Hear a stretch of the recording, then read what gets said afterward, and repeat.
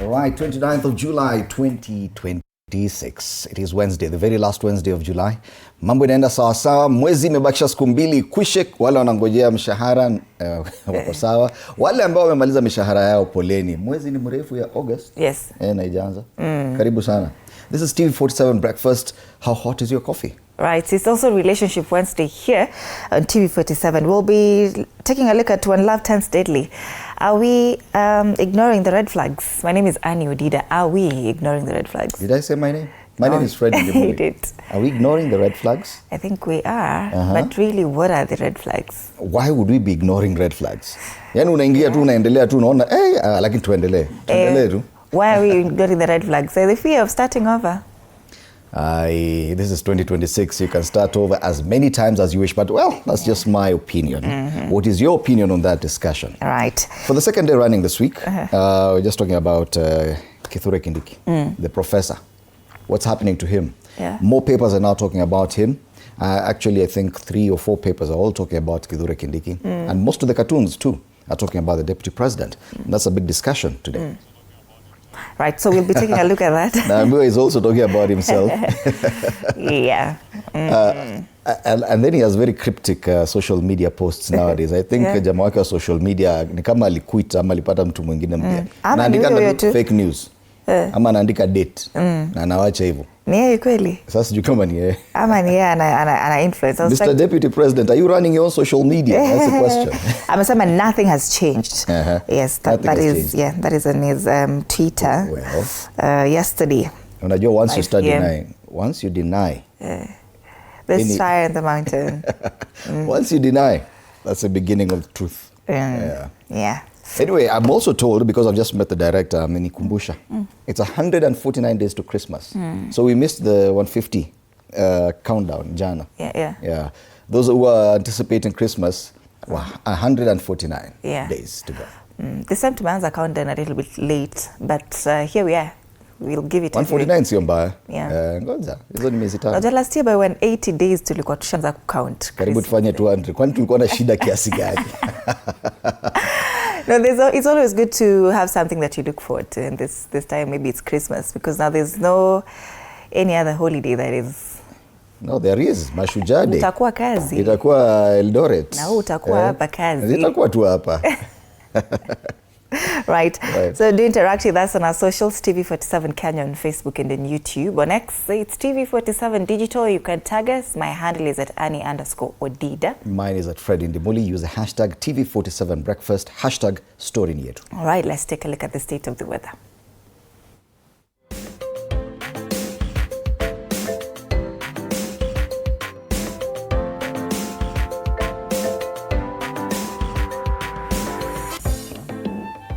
All right, it's a mostly sunny day today in Kwale County, 21 degrees this morning, highs of 28. It's raining in Narok, 12 degrees this morning, highs of 23 degrees. A partly sunny day in Wajir, 23 degrees this morning, highs of 34 degrees today, so it's very hot in Wajir.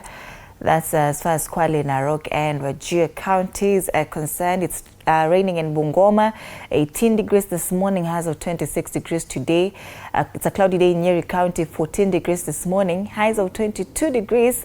In Nairobi, it's a cloudy day as well, 14 degrees this morning, highs of 23 degrees. So we're getting a plus of 1 degree today. It has been 22 degrees on Monday and Tuesday. Today, it's 23 degrees. That's the state of the weather.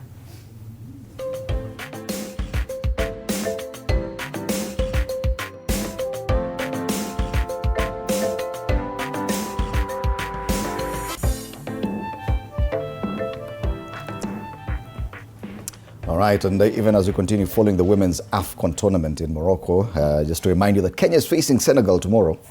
Something to look forward to. Are you looking forward to that after that beating by Morocco? Anyway, Senegal is next. Coach amesema hao ndio utapata jibu hapo. Kama juzi ilikuwa swali, kesho utapata jibu. There's still hours at the end of the day. Anyway. So we have to look forward to that match. For the team in Senegal, in Morocco, let's get them some inspiration this morning. Quote of the day.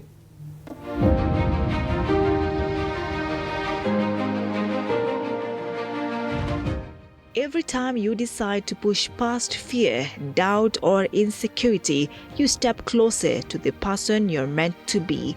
Courage isn't the absence of fear, it's acting in spite of it.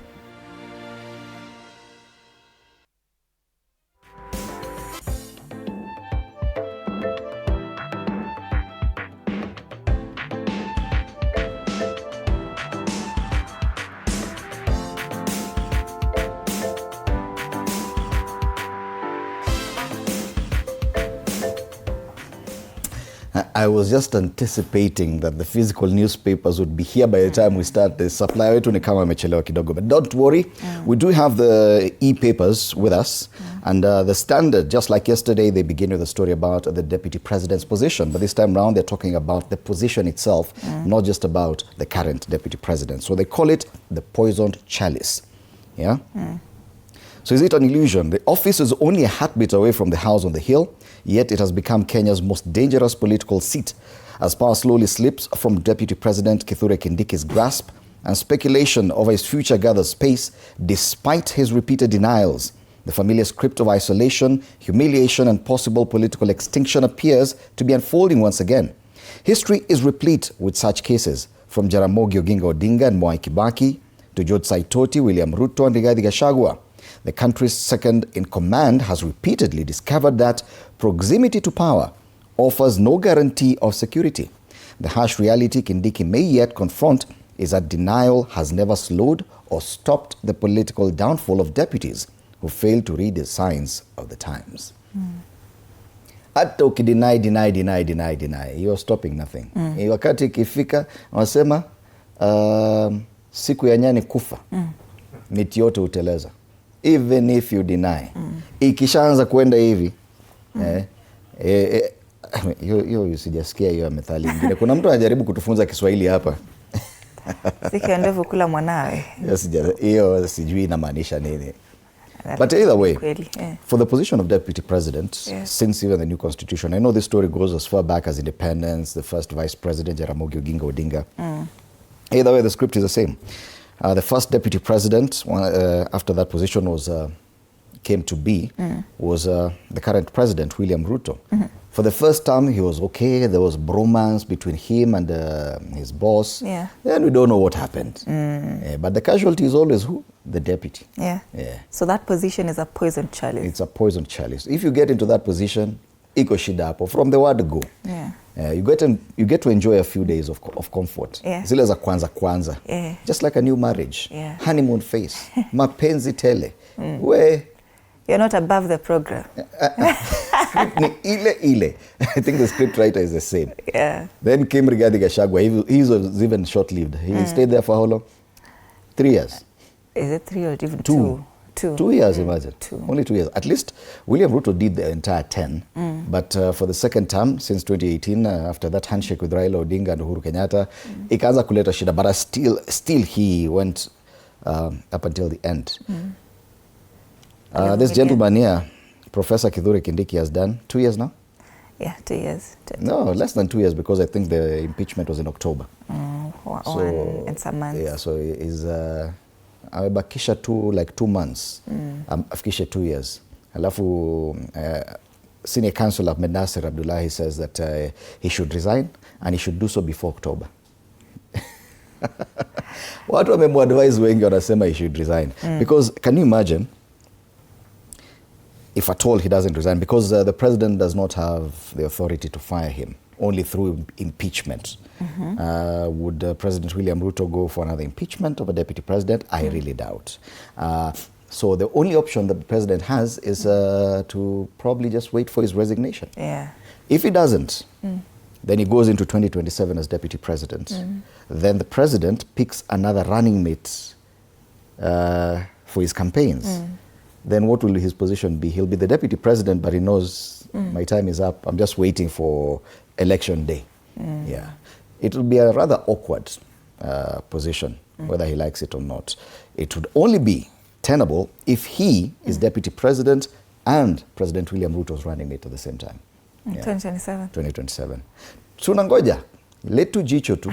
Even though watu sema sindio? Yes. Letu jicho tu. So, poison chalice. But what does it say about any other deputy president who comes in? Yeah. What happens once you get into that position? Unangojea tu kwenda nyumbani. You know it's just a matter of time. You will go home nonetheless. You'll not get, and it's very humiliating the way you exit. Yeah, it's not as good or as there are no butterflies and birds chirping when you get into the office. So that's the main story on the Standard. The other story on the front page: Goldenberg 2, gold scandal in the making. They ask. So all that glitters, they say, is not gold. So President William Ruto has handed the Central Bank of Kenya sweeping powers to trade, import and hold gold, igniting fears that history could repeat itself. You remember Goldenberg 1, where one Kamlesh Patni was actually exporting gold from Kenya. Remember, hata ile Kolomani ekwangi gold enough. But Kenya was exporting gold. Now that time the law said that if you export gold, you're given a refund by the government. So the refund, according to the gold he claimed he had exported, was running into billions of shillings, and he got that refund. That was a scandal, because Kenya does not have that value of gold. So where was he getting the gold to export, then get a refund from the government? They say it was coming from Congo. Right now, nasikia a lot of gold is coming from Sudan. Is that what is happening? That you can read for yourself on page 6 of the Standard. That's the Standard today. Yeah. All right, tuangalie gazeti la Taifa Leo. Kindiki kona mbaya. That is the main headline on the front page, and it says that ODM yamezea mate cheo cha naibu rais, matokeo Olkalau yakisawiri Kithure kama asiye na mnato mlimani. Na amenukuliwa hapa katika ukurasa wa mbele, anasema kwamba kazi ya naibu rais ni kuhudumu kama msaidizi wa karibu wa rais. Kindiki ameonyesha sifa ambazo zinamwezesha kuendelea kuhudumu kwa wadhifa huyo. Huyo ni mdadisi wa masuala ya kisiasa, anaitwa Steve Ngari. So that's the main headline on the front page leo. Kindiki kona mbaya. ODM unajua wameongea ni kama wako 100% sure they're taking that seat. Yeah, when they were affronting Oparanya.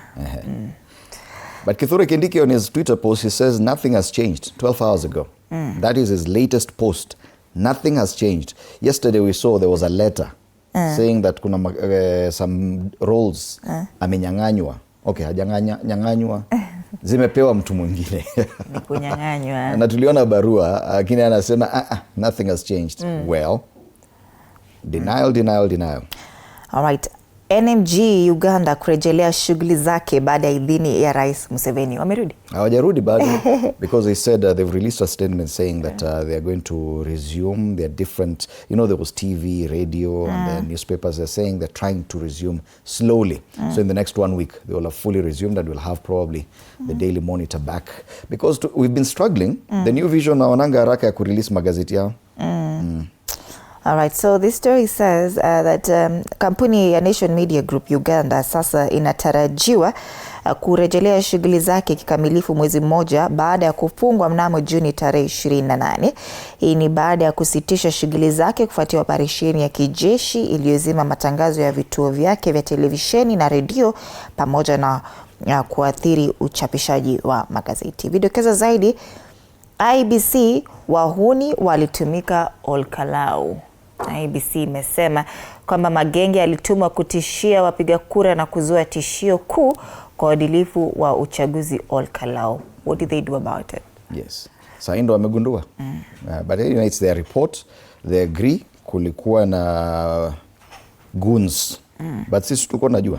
Ama ndo umejua saa hii.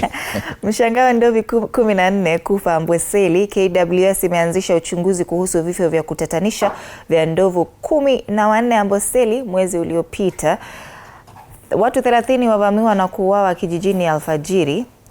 Hiyo ni habari kutoka Nigeria. Kule juu, NCIC sasa kuchunguza Duale na Gachagua.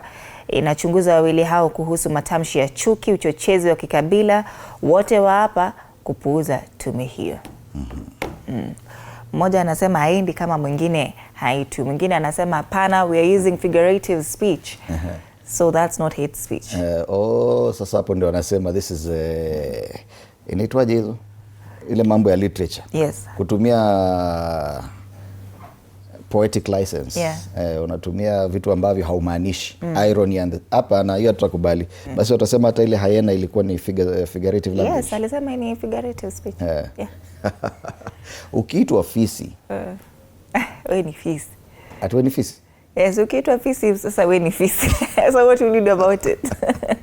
Anyway, that should not be the language from anyone, calling anyone fisi. I know vijana huwa wanatania sana wakiitana fisi wewe, lakini calling a community anything or branding a community any name, that should be something that should be tantamount to a crime. So the NCIC, and we called them out the other day, I think on Monday, they need to do something. Statements will not suffice for now. We need action. Kama wanataka kuitwa wote pamoja, call them all together, all of them. Yeah. And any other person who's supposed to appear before the NCIC. All right, let's move on to the third paper this morning. This is a Daily Nation. Still focusing on the Deputy President. And the picture of the Deputy President, Professor Abraham Kithure Kindiki akijikuna kichwa. Mambo yameenda segemnege. And they say, under siege. Yeah. Cornered, they ask, a fallout with President Trudeau triggered Rigathi Gachagwa's ouster as Deputy President after 2 years. His successor, Kithure Kindiki, also finds himself in a precarious position nearly 2 years into his tenure, albeit for different reasons. While the loyalty of the man who once served as Ruto's lawyer is unquestionable, recent political developments, including ODM's demands, are raising the question: is his position as a president's running mate in next year's election secure? The Deputy President is quoted himself saying, I know we are now many in government because the likes of Oparanya have joined us. And why did he pick on Oparanya? Because ODM wamesema that's their choice. He continues to say, but we are not leaving. We will fight it out with them because this is our government. Serikali ni ya nani? Ni yetu. So the Deputy President says he is ready to fight for his position. Meanwhile, ODM says it's non-negotiable. The running mate's position is the party's irreducible minimum. That is there on the front page of the Daily Nation today. So what will happen? Yeah? I think all political analysts are wanazungumzia to the position of Deputy President. Will President William Ruto pick or stick to, pick him as a running mate? He's never been the running mate. He's just been Deputy President. Now, for the first time, he could be the running mate. Or will he move to western part of the country to stick his running mate? The story has received quite some coverage on page 4 and 5. Kindiki under siege as 2027 succession battle gets underway. Every political move by the professor, every presidential tour, and every opinion poll is increasingly being interpreted through one question: is the Deputy President secure? Hilo tu ndo swali. The DP has defended his post and political base amid onslaught by rivals. Away from that story, which has received quite some prominence on the dailies today, victims of overseas study scam protest outcome of graft case. This has to do with that while walikuwa naenda Finland, following that acquittal by former governor of Uasin Gishu, the senator Jackson Mandago. So watu kule Uasin Gishu wametokea kukataa hiyo maneno. These are parents and guardians as well as students who lost money in an overseas scholarship program run by the Uasin Gishu County government, demonstrating on the streets of Eldoret yesterday following last week's acquittal of the senator. You can read that story on page 8. Hey, drink spiking. Woman arrested after more victims report losing money. Yeah, hours after arresting Alice Wamogo Mwangi for allegedly stupefying and robbing a matatu lobby's official, detectives linked her to 3 similar cases. Huyu ni sugu. Huyu ni sugu. Including one that ended in the death of a quantity surveyor. That story is on page 3. And she's pictured there in police custody. She's the main suspect in the death of a quantity surveyor, Edgar Mukua. And she was arrested and she's seen here at the Karatina police station. And she's so confident. Unajua, most other suspects want to hide their faces. This one doesn't look like she's hiding. Yeah. So the victims usually lose phones and money. Chunga sana. 3 men who fell victim lost a cumulative 1.7 million shillings and their phones. Yani kazi kidogo tu hivi unaingia bao unatoka na kitita. Drink spiking. So they caught her by tracking her phone, and it was established it had been in vicinity of those belonging to 3 victims in the nights they were dragged. NMG's Uganda outlets reopened after state shutdown for 1 month. We've talked about it. So at least we are hoping to be getting at least the front page of the Daily Monitor very soon. That will be such a relief, I can tell you. The other story, students face high university loans in plan. More coming up. Unajua ile president last Tuesday alisema now it will be fully state funded if you go to university. Many people are asking how, and the confusion still persists because while the president quotes the HELB amendment bill, the Minister for Education quoted a different one, and that's the tertiary education bill, which could collapse even HELB. So which is which? Now, according to the Daily Nation, it will be loans. So by the time you finish university, you'll have a lot more loans. Students to shoulder higher varsity loans in Ruto plan. Loan burden fears since most graduates don't secure jobs soon after studies. Unamaliza university, uko na loan tayari. Haujapata kazi. Unafuatwa na CRB. So utakuwa unamaliza university unaingia CRB. Yes. Straight. The other story, see her at the rally. Maxine Wahome walks free. That's a story on page 3. This is the rally driver, Maxine Wahome, who has been acquitted of the murder of fellow rally driver Asad Khan. She's only 28 years old, and I'm sure it's such sigh of relief for her. Yeah. Then, still from the court, and this is interesting, High Court lifts Shisha ban, declares continued enforcement unlawful. So watu wengi sana wamekuwa arrested sababu ya kupatikana na shisha.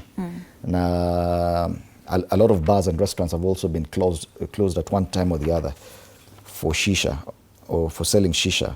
Now the High Court says there's nothing like that. There's no ban on shisha.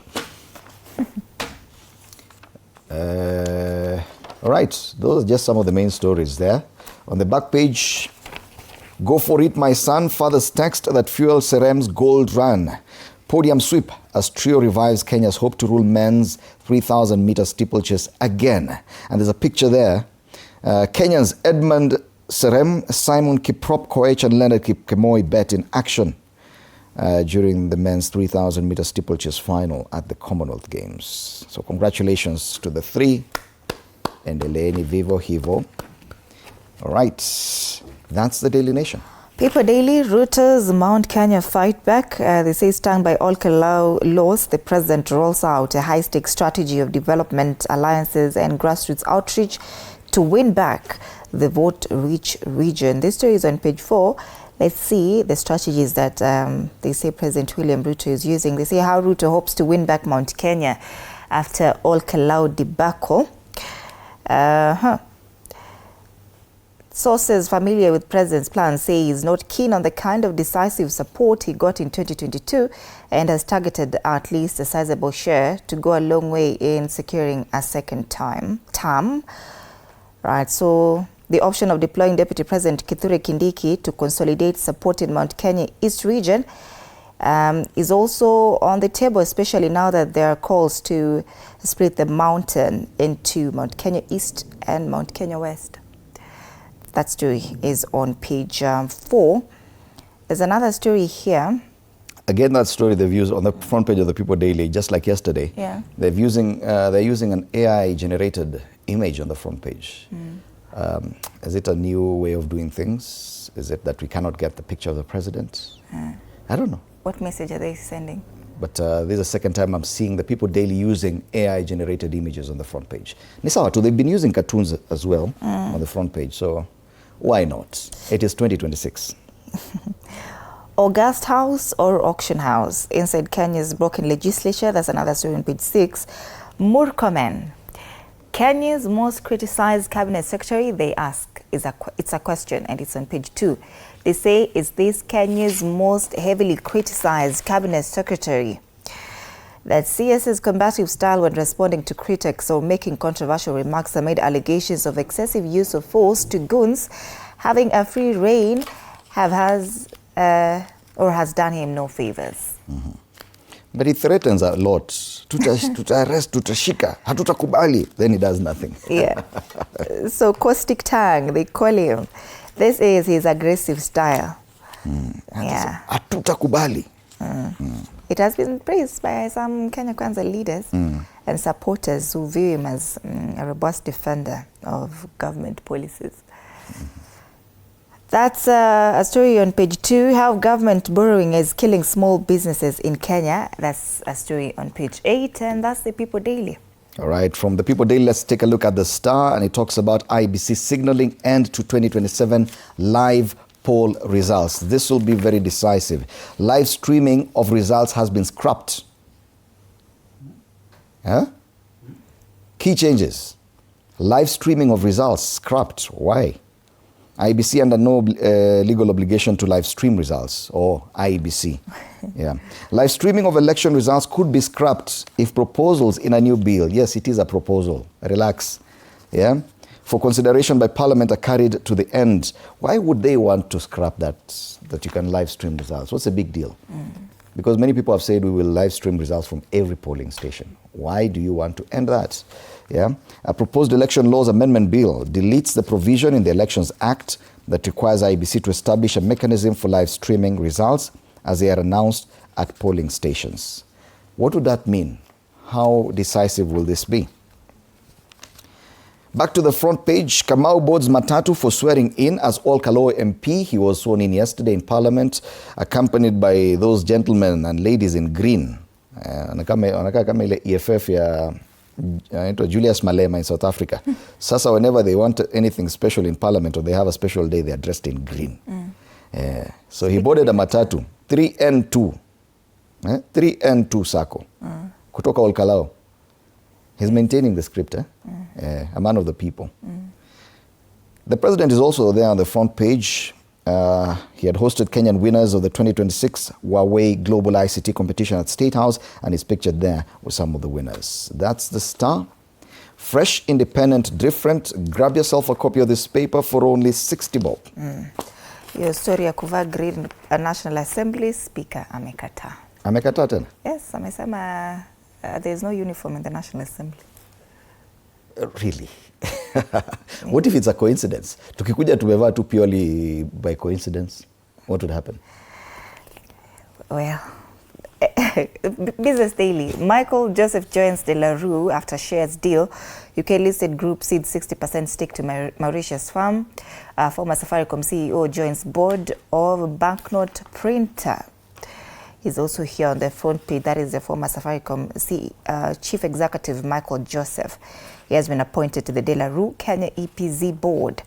NMG Uganda to resume operations after Museveni nod. So are they resuming today? Because sasa, they're set to resume. On the ticker, Kenya targets open AI Meta in foreign AI models control plan. Safaricom Ethiopia reaches 14.7 million customers in profits race. And state faces cash crisis as 181 billion shillings treasury bills fall due. That's the Business Daily. All right.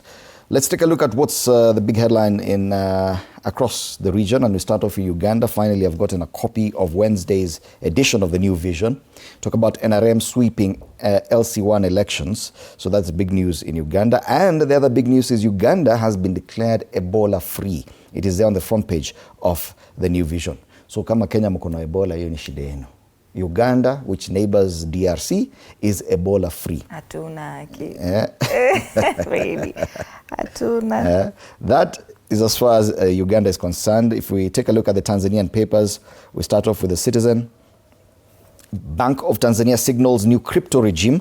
The Bank of Tanzania has completed a virtual assets assessment and developed a regulatory concept that could enable formal oversight of cryptocurrencies, stablecoins, and blockchain-based digital assets in Tanzania. They also make mention of President Museveni clearing return of Nation Media Group operations in Uganda. Gazeti la Mwananchi inazungumzia vilio upigaji dawa za wagonjwa hospitalini. Mashuhuda waeleza mazingira yanayoshabihiana. Hiyo ni ngumu. Kwenye hospitali tofauti. Waganga wakuu, wizara watoa kauli. Unajua waganga, sisi tukisikia waganga hapa Kenya tunajua sisi mambo imeisha. Waganga huko ni mambo tu ya matibabu. Na bado wanazungumzia WHO yasisitiza mapambano homa ya ini. Yesterday was hepatitis B day, and in Tanzania I think it is a big discussion, so they follow it up. In Kenya we moved on. We just mentioned it somewhere on page 3 of one paper and we moved on. Gazeti la Mwananchi kule Tanzania. Tukirejea nyumbani tuangazie Karakacha. Today we couldn't get the Star cartoon, but we have it here. Yeah. Let's start with it here. I can tell you, Nakwanga page 3. The cartoon on the Star, unfortunately we do not have it. It's still about the deputy president's position, but they have a caricature of the deputy president. It sits next to the president, but the seat is on fire. Anasema fire, see fire. Rigiji is down there trying to put out the fire. ODM party leader akona chungwa ready to sit on that seat. Fire, see fire. And Roko, the CS Public Service, amesimama nyuma ya president. Hey, that's cartoon number 1, talking about the deputy president. Daily Nation, the curses of deputy presidents, and it's the caricature of Dr. Kindiki reading that book. Professor. It's Professor. Yeah, Professor. Professor. It's the same theme on the Standard. A caricature of the deputy president stripped of the intergovernmental coordination role. So hapa he's been caricatured of having been stripped his clothes. Na ameweka nywele za miguu ziko very sharp. Sijui walijuaje ati miguu yake, lakini this is a caricature, it's a cartoonist impression of this. The commentator said, but he's denying. Amesema no change at all.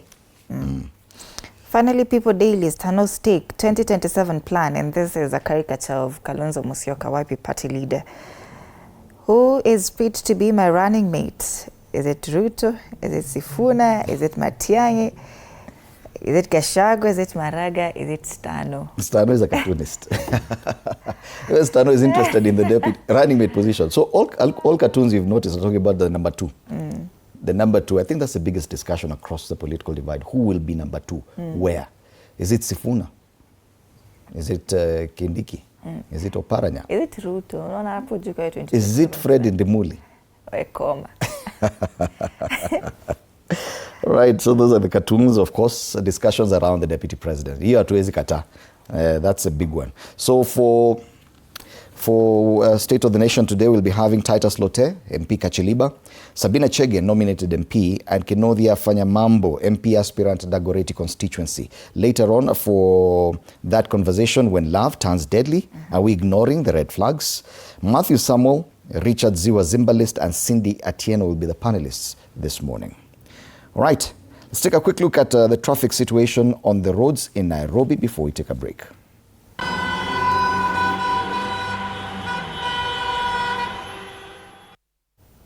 It would appear the eastern bypass today is not so bad, especially around Utawala. It's just yellow, bits of red here and there, but I think the traffic is moving all the way to Cabanas. A bit of traffic at that interchange between Mombasa Road and the eastern bypass at Cabanas, meaning that people are getting trouble getting onto Mombasa Road. I'm looking at, which one is this? Jogoo Road. Apart from Makadara, ile kawaida, and City Stadium, everything else is flowing smoothly.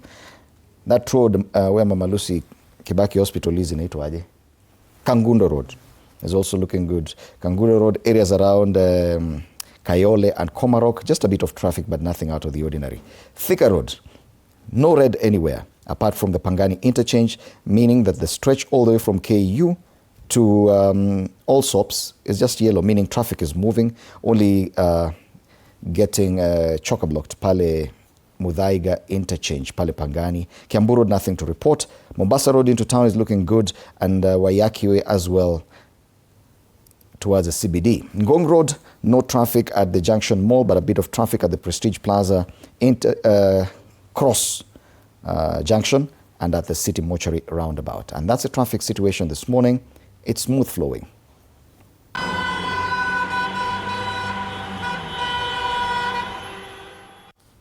All right, so do interact with us through our socials, TV47 Kenya on Facebook and on YouTube. On X, TV47 Digital, Annie_Odida is my personal handle. My handle is at Fred Ndimuli. Use the hashtag TV47 Breakfast, hashtag Story ni Yetu, and we'll see you after the break.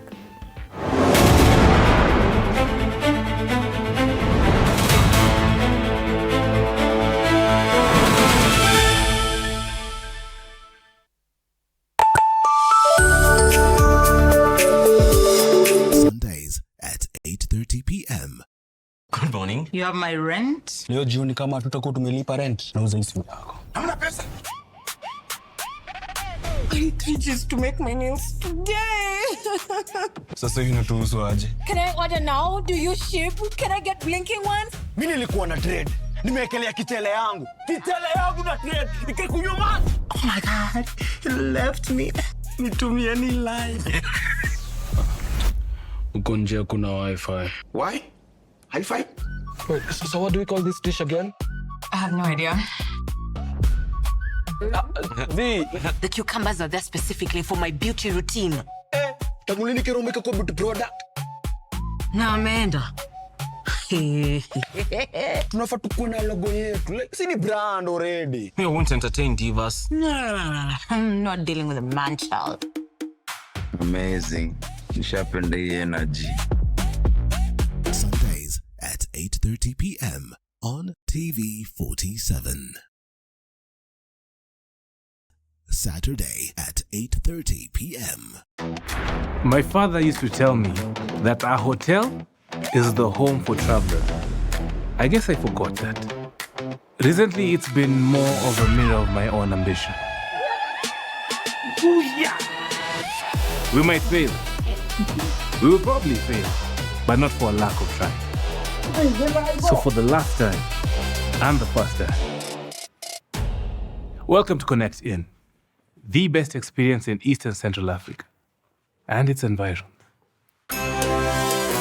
Saturday at 8:30 p.m. on TV47. Wednesdays at 8:30 p.m. This is a very serious place. I see that. Surely. Hey, nyumba. This is the place. Just for a few days. Rule number 2. Kwani Google inajua maisha yangu wewe? That's my seat. It's a chair. It was hers. You're new here? Yes. You learned the rhythm. This place is run by structure. Structure. It is a system. Ni venye tu ni system haisikizi. And what happens if something you haven't chosen enters your day? I remove it. That's not always going to be possible here. Then you are going to have a problem. Noted. What are you planning? To escape from a resort? This is not a resort, my friend. This is a storage. Wednesdays at 8:30 p.m. on TV47.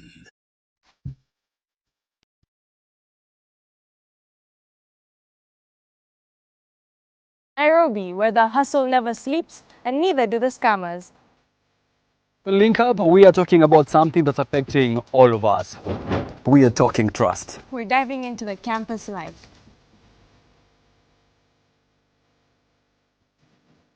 Stay fresh, stay safe. Stay linked up.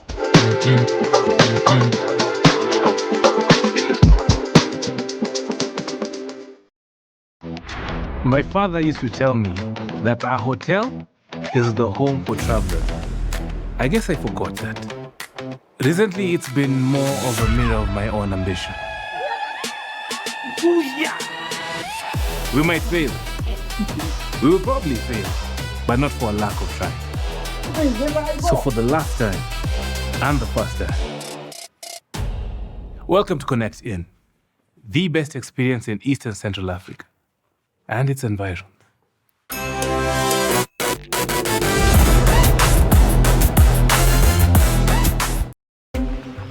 This is a very serious place. I see that. Surely. Hey, nyumba. This is the place. Just for a few days. Rule number 2. Kwani Google inajua maisha yangu wewe? That's my seat. It's a chair. It was hers. You're new here? Yes. You learned the rhythm. This place is run by structure. Structure. It is a system. Ni venye tu ni system haisikizi. And what happens if something you haven't chosen enters your day? I remove it. That's not always going to be possible here. Then you are going to have a problem. Noted. What are you planning? To escape from a resort? This is not a resort, my friend. This is a storage.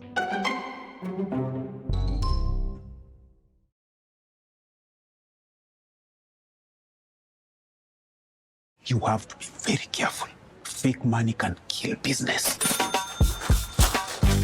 Cheki. Na leo mko rada yangu. Small money, kapesa kadogo, big behavior. I only have big notes. Alikuwa anatafuta courage. Yani nafaje kutengeneza kachumbari na manyanya zinakaa hivi? Ona, hii ni kama kiwaru. Hiyo inaitwa commitment to the lie. Amejicommit. Ndio hiyo. Mpatie. Unajua kama una mtu kitu, hata tu salamu ya kawaida inakaa kama reminder. Habari yako? Sintalipa kesho. Kesho gani when? Si kesho ya kesho ya tomorrow. Hiyo tena. Mzee ni burudike mchoka. Ni burudi ya madeni.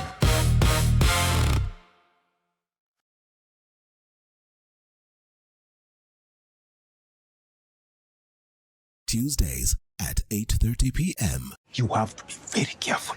Fake money can kill business. Cheki. Na leo mko rada yangu. Small money, kapesa kadogo, big behavior. I only have big notes. Alikuwa anatafuta courage.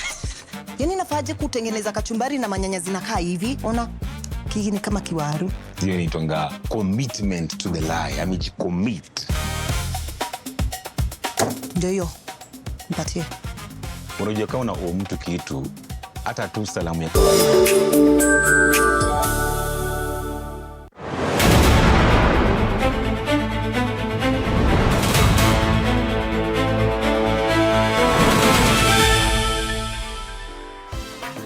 All right, welcome back and good morning once again. My name is Freddie Ndumuli. Time now for State of the Nation. This is TV47, TV47 Breakfast. And that's a hashtag to use across all our social media pages.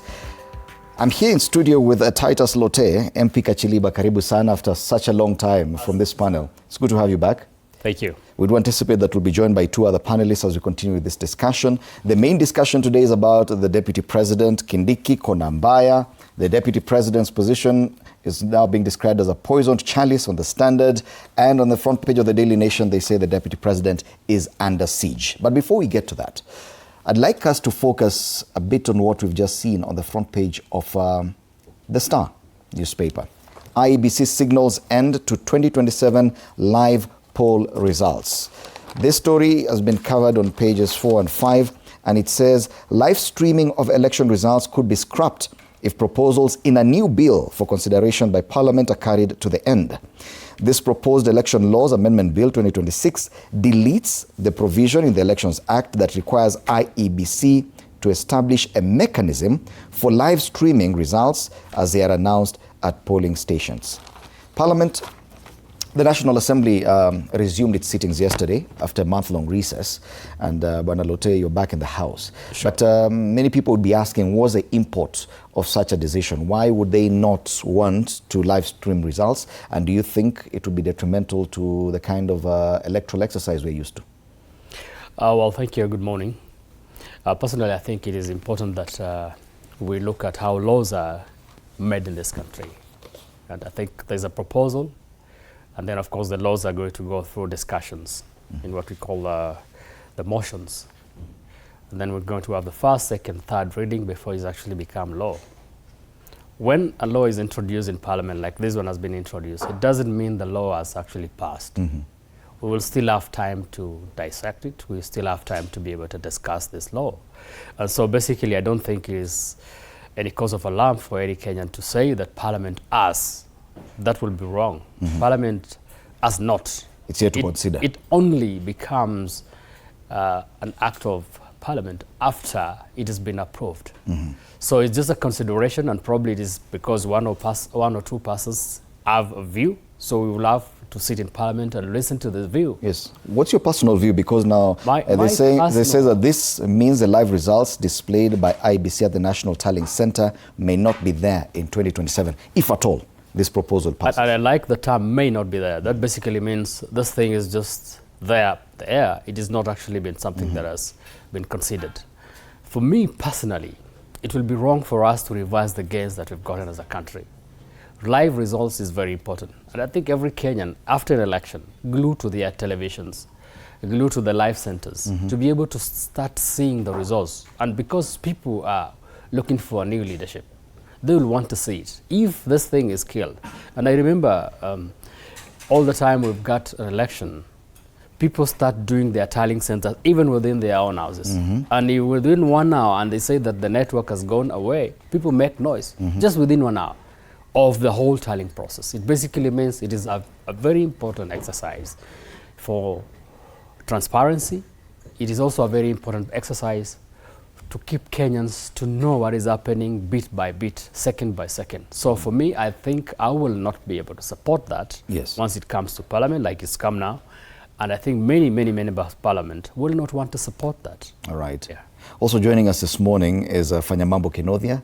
He is a lawyer and also an MP aspirant for Dagoretti South constituency. Karibu sana this morning. A very good morning to you. Yes, I know the main stories today are just about Professor Kithure Kindiki and the deputy president's position, but we've started by considering this proposal that is before Parliament.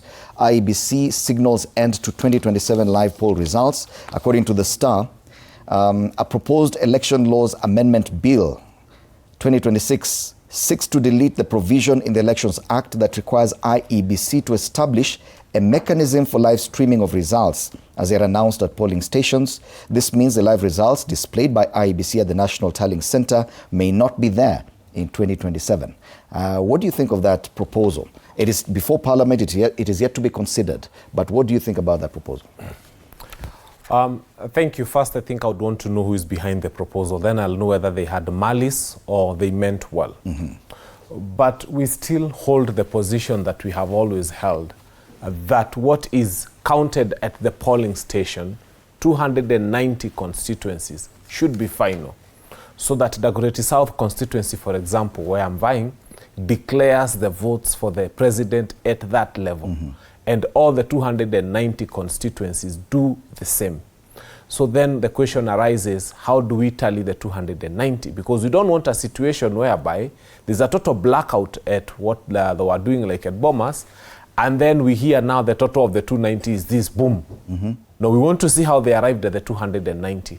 So first, we want it to be very clear that only the results that have been counted at the polling station are declared. Kama vile tulifanya Olkalao.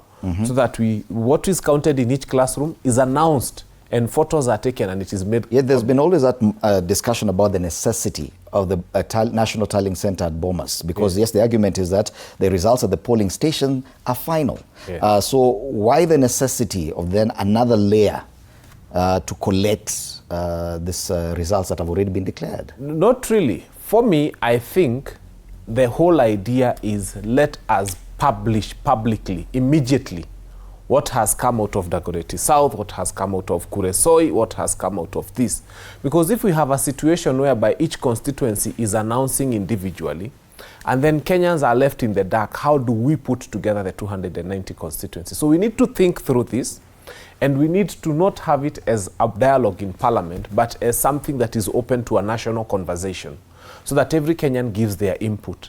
And I hope this is one of those laws that is going to go through a lot of public participation, so that Kenyans can come and say, I think this is where we want to tweak it. This is where we want to change it.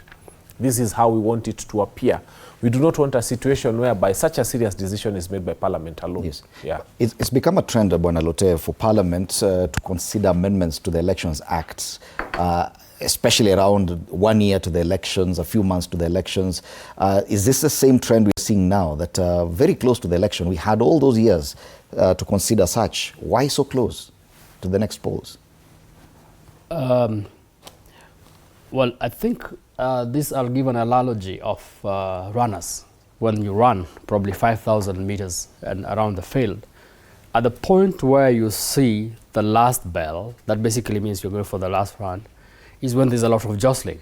There's a lot of jostling for athletes. It's a do or die at that particular point. And I think this is also applying to Kenyans, and not only Parliament. Kenyans are people that like the last minute rush. If there's a registration, they will take a whole month without appearing at the registration center, only to appear during the last days. And basically, there's a Kenyan culture that people appear only when they actually see that the end is near. And I think this is exactly what happens in Parliament. all these other years, people were concentrating and doing other things that might not be towards the elections. But then when 1 year appears, and then they know there is no other day but these 365 days before an election, that is when they wake up to start looking at the amendments. So I think it's a Kenyan problem, which is not very good, and especially when we are talking about a monumental decision such as an election, which needs to have been done earlier, because again, like he says, we need to have serious public participation. We cannot rush through this, because then there is going to be litigations, then there are going to be challenges in court, and this thing might not work. Even for those who are trying to propose this thing might not work, because we've got the courts at the end of it all if public participation, which has become a bane in this country, is not done well. What is your opinion on those on the critics, or those who feel that there's no necessity for that national tallying center, what we've traditionally had at Probably what I feel, because I've also had a discussion a little bit about this, is that the tallying does not work very well across the country because of network connectivity. That there are other centers that results will come very clear, and there are other centers that results might not come clear. And so because of those tallying, because of those live coverage, sometimes we find that there's discrepancy between what is declared and what has been relayed from the tallying centers. And so they are saying, because of the network connectivity and the fact that we are all not connected, we might find that the results do not tally. And the reason why we sometimes find ourselves going back to BAMBA and trying to tally it again. But what the Constitution thought, and what we all think is important, is the results are announced at the tallying center at the close of the day, and those are the results that are going to be legit. It is irrelevant for us to start counting, or even going to a tallying center in a constituency, or in a county, or in the national tallying center. That is irrelevant. Probably that is only a summation center. It should not be anything but not counting the ballots again. So for them, their proposal is there is a discrepancy in terms of the information that is relayed, and that some of the information causes panic, because when somebody says Mandera, for example, has gotten, Mandera polling station A has gotten 500,000 for a candidate A, and then when you actually go to physically count the ballots, you find it is less. So that becomes a panic. So they're saying unless there is proper channels of communication, proper connectivity, then this is going to be a challenge, and it might cause panic. I think that is some of the proposals they're saying. All right. So key changes in the IEBC Bill 2026, live streaming of results scrapped, electronic system retained, that's a KIMS kit, results management rules changed, deleting key provisions governing presidential results verification, 2/3 gender rule, parties to ensure no more than 2/3 of nominee candidates are of one gender. Gender-balanced party lists, special seat lists would alternate between women and men, starting with a woman. Recall rules toughened. Recall of MPs, petition signed by at least 30% of registered voters. This has never worked, we'll see. And recall grounds expanded to include gross violation of law, incompetence, gross misconduct, and criminal convictions. MCA petition appeals, CAT, no second appeal to the Court of Appeal. Forensic election evidence, courts could require forensic images of election servers and memory cards. And voter register review changed. Fresh voter registration review every 8 to 12 years after boundary reviews, because we already defied that constitutional requirement. Allow me to welcome onto the set Sabina Chege, member of the National Assembly. Karibu sana and good morning. Good morning. Well, you found us considering this headline on the front page of the Star. IEBC signals end to 2027 live poll results, and it says that there's a bill already before the National Assembly proposing that an amendment in the Elections Act to delete the provision requiring IEBC to establish a mechanism for live streaming of results as they're announced at polling stations, meaning that the IEBC, the live results displayed by IEBC at the National Tallying Center may not be there in 2027. That's a proposal before the National Assembly. What do you think of that? I don't think it's necessary. The live broadcast always gives Kenyans hope and a clear picture of what is happening at the polling stations. not just necessary for presidential, but for all other positions that are there. But IEBC really broadcast what happens in the polling stations for the 290 constituencies. And so for me, I don't know why. Maybe the justification. I've not seen the amendment or the proposed amendment. I'll be keen to see what will be the justification for that amendment, if it has been proposed by IEBC. Have they had challenges? How has the experience been before? Has live broadcast brought any tension in the country or something like that? So maybe I would want to see the justification, but for me, I don't think it's necessary. On face value, do you read any mischief in this? No, no, I don't think it's... live broadcast actually keeps Kenyans informed. And I don't know why they would really want to scrap it. And maybe if they have not managed to achieve that before, then that can be a challenge, but I don't see whether it's necessary. But I'd be keen to look at the justification, because maybe the wearer of the shoe know where it pinches most. The argument has always been that results at the polling station are final. Then why have another layer of declaring the same results at a tallying center at Bomas of Kenya? Do you see any reason why? Well, the results at the polling station are final, but you have to tally. And you have to now, I think the final one at the Bomas of Kenya is just for the final results on the tallying of all the constituencies. So I don't know why they would want to amend that. All right. Really, yeah. So yes, it's an amendment, it's a proposal on the Elections Laws Amendment Bill 2026, already before the National Assembly that resumed its sittings yesterday, still on the 5th session of the 13th Parliament. All right, let's now come back and consider the main story of the day, and it features on the front pages today. The position of Deputy President under siege. That's the main headline of the Daily Nation, with a picture of the current Deputy President, Professor Kithure Kindiki. Anajikuna kichwa hivi, anashangaa kunaendaje. Kindiki kona mbaya, gazeti la Taifa Leo. Wanasema ameongoza kikao. ODM yamezea mate cheo cha naibu wa rais, matokeo Olkalao ya kisawiri Kithure kama asiye na mnato mlimani. And the Star now does an analysis of the position of Deputy President, and they call it a poisoned chalice, all the way from independence. The first number 2, Jaramogi Oginga Odinga, the Standard rather, I'm referring to the Standard, apologies. The position of number 2 has always had problems, from Jaramogi Oginga Odinga to Mwai Kibaki, George Saitoti and the rest. Even the one who was called Karanja, who was number 2 for a very short time. So we'll be looking at that. It's a story we've covered here at TV47.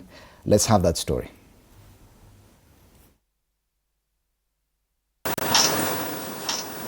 Deputy President Kithure Kindiki fended off claims of a fallout with President William Ruto after chairing a high-level government meeting on preparations for the multi-billion shilling East African oil refinery project, a responsibility assigned to him by the president. This is not entirely a Kenyan project. It's an international project involving regional partners, involving foreign investors, and therefore is sensitive and delicate. But yet it is crucial. The move coming a day after reports emerged claiming some of his key duties had been taken over by Prime Cabinet Secretary Musalia Mudavadi. So that we can have this project to create jobs, to create a petrochemical hub for our region, to cushion our economies from oil price spikes. On Monday, Kindiki pushed back against the claims, dismissing the reports as fake in a post on his social media platforms. On Tuesday, the Deputy President maintained that nothing had changed, insisting he remains fully engaged in his official responsibilities. Despite Kindiki's confidence that all is well as he resumed his official duties, his predecessor and DCP party leader Rigathi Gachagua has raised questions over his position. While on a tour of Meru County, Gachagua warned Kindiki, alleging that the ODM party was being used by President William Ruto to undermine his position and push for his removal from office. I told Professor Kindiki don't dance on the grave of your brother, because siku moja pia utapata shida. Sasa huyu Kindiki amepangiwa. Hii watu ya ODM wanamtukana asubuhi na mapema. Ati huyu Junet anatangaza ati wako na deputy president mwingine na Kindiki yako kwa kiti. Na Ruto hawezi ongea. Huyu Junet akiongea ametumwa na Ruto. The political speculation intensified after Suna East MP Junet Mohammed, while welcoming Cooperatives Cabinet Secretary Wycliffe Oparanya in Kakamega County on Sunday, referred to Oparanya as the incoming deputy president, a remark that caused unease among Kindiki's allies in the broad-based administration. Sasa, nataka kuchukua nafasi hii kualika the incoming deputy president of the Republic of Kenya, Wycliffe Oparanya. Karibu sana. Kindiki's political future remains closely tied to his standing in the Mount Kenya region, with his failure to deliver the All-Kalau vote cited by critics as a weakness that has left him politically exposed. If the president is thinking the way I am, he has no choice but to retain Kindiki. And the reason why I'm saying he has no choice is because I know that the moment he is with Kindiki, he is able to tell the lawyers that tukiingia nitamutoa niweke nyinyi. He is able to tell the ODM wing of Oginga Odinga that tukiingia namutoa naweka nyinyi.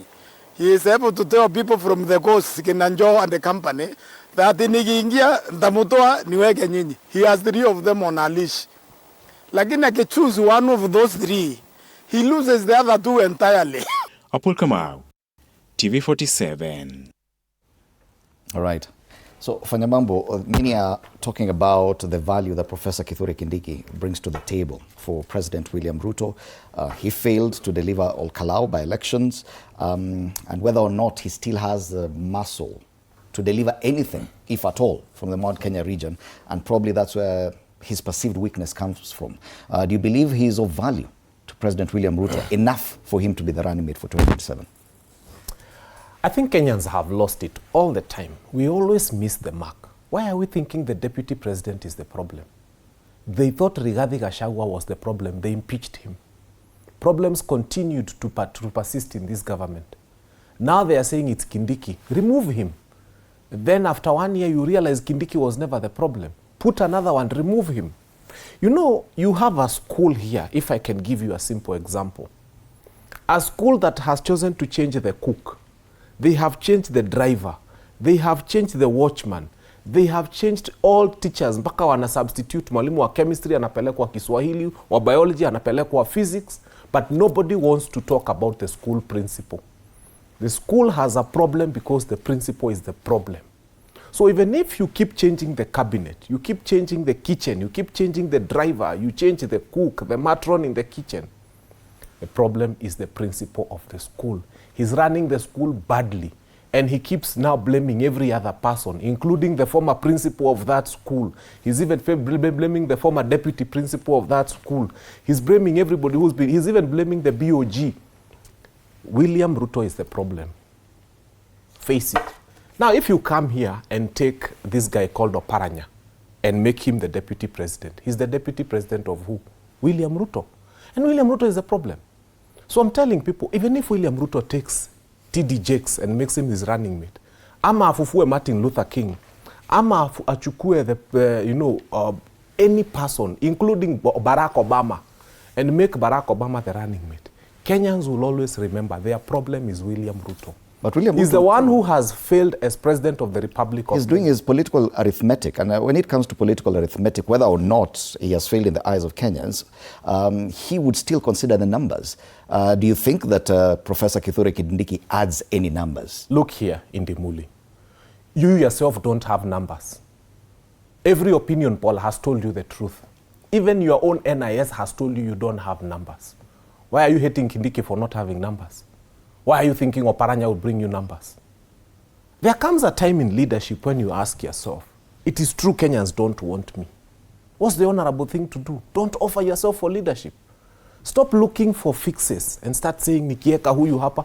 If Kenyans don't want you, they don't want you, period. So start saying Fred Ndimuli hana kura aende. Mimi mwenyewe namfukuza, mimi niko na kura. William Ruto had the whole mountain under him. They voted for him. I was in Azimio with Mheshimiwa Sabina Chege here, who later moved. I was in Jubilee. We were pushing Baba. So now he has the mountain that voted for him is not with him.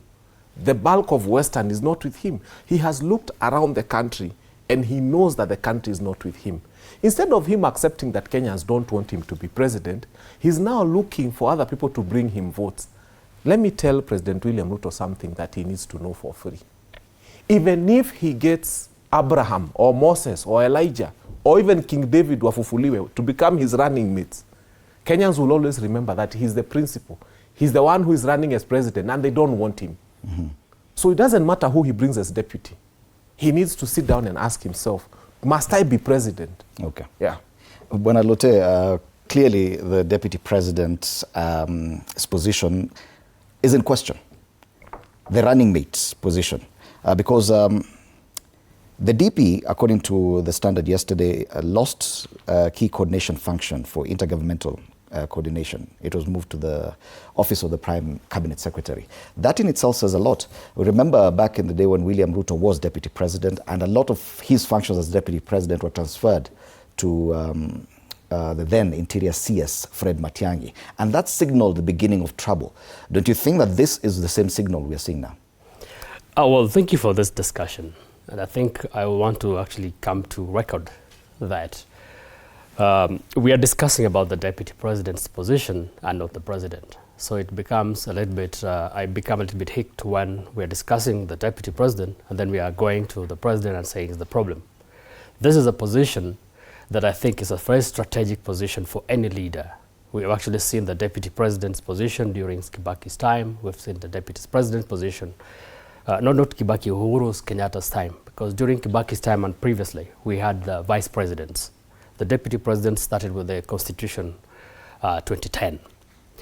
Personally, I will not say that there is any, because again, when you're talking about the Standard is not a newspaper that is supporting government.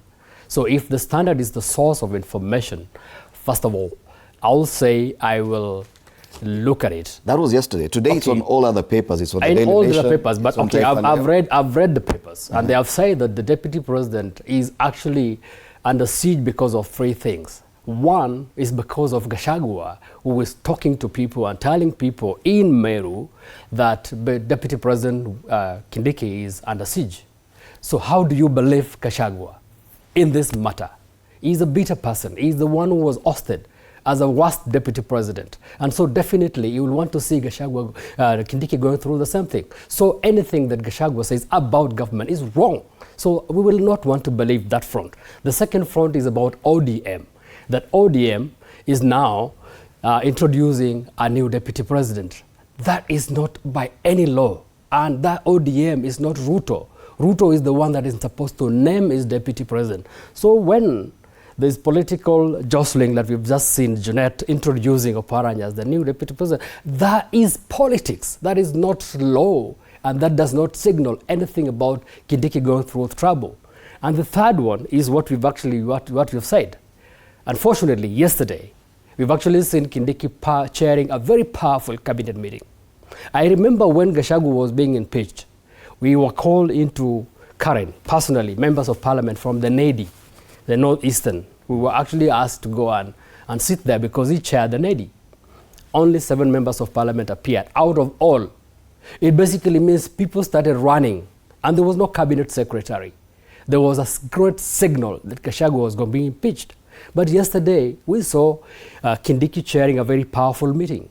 And this was a meeting that was given to him to chair by the president. What would be the reason for transferring any of his roles? Let me, I'm actually coming there. I'm coming there. Out of what has happened in Olkalau, I think the deputy president is supposed to sharpen his machinery, political machinery. So if he's given roles as to do things that other people in government will do, it basically means then he is not going to perform his political duties very well. I think what the president is doing is strategic, is allowing Gachagua to free off some of the responsibilities, the official responsibilities, so that it can be able to now focus on politics, to be able to deliver some votes from Mount Kenya. Right. So I don't think it is Gachagua suffering.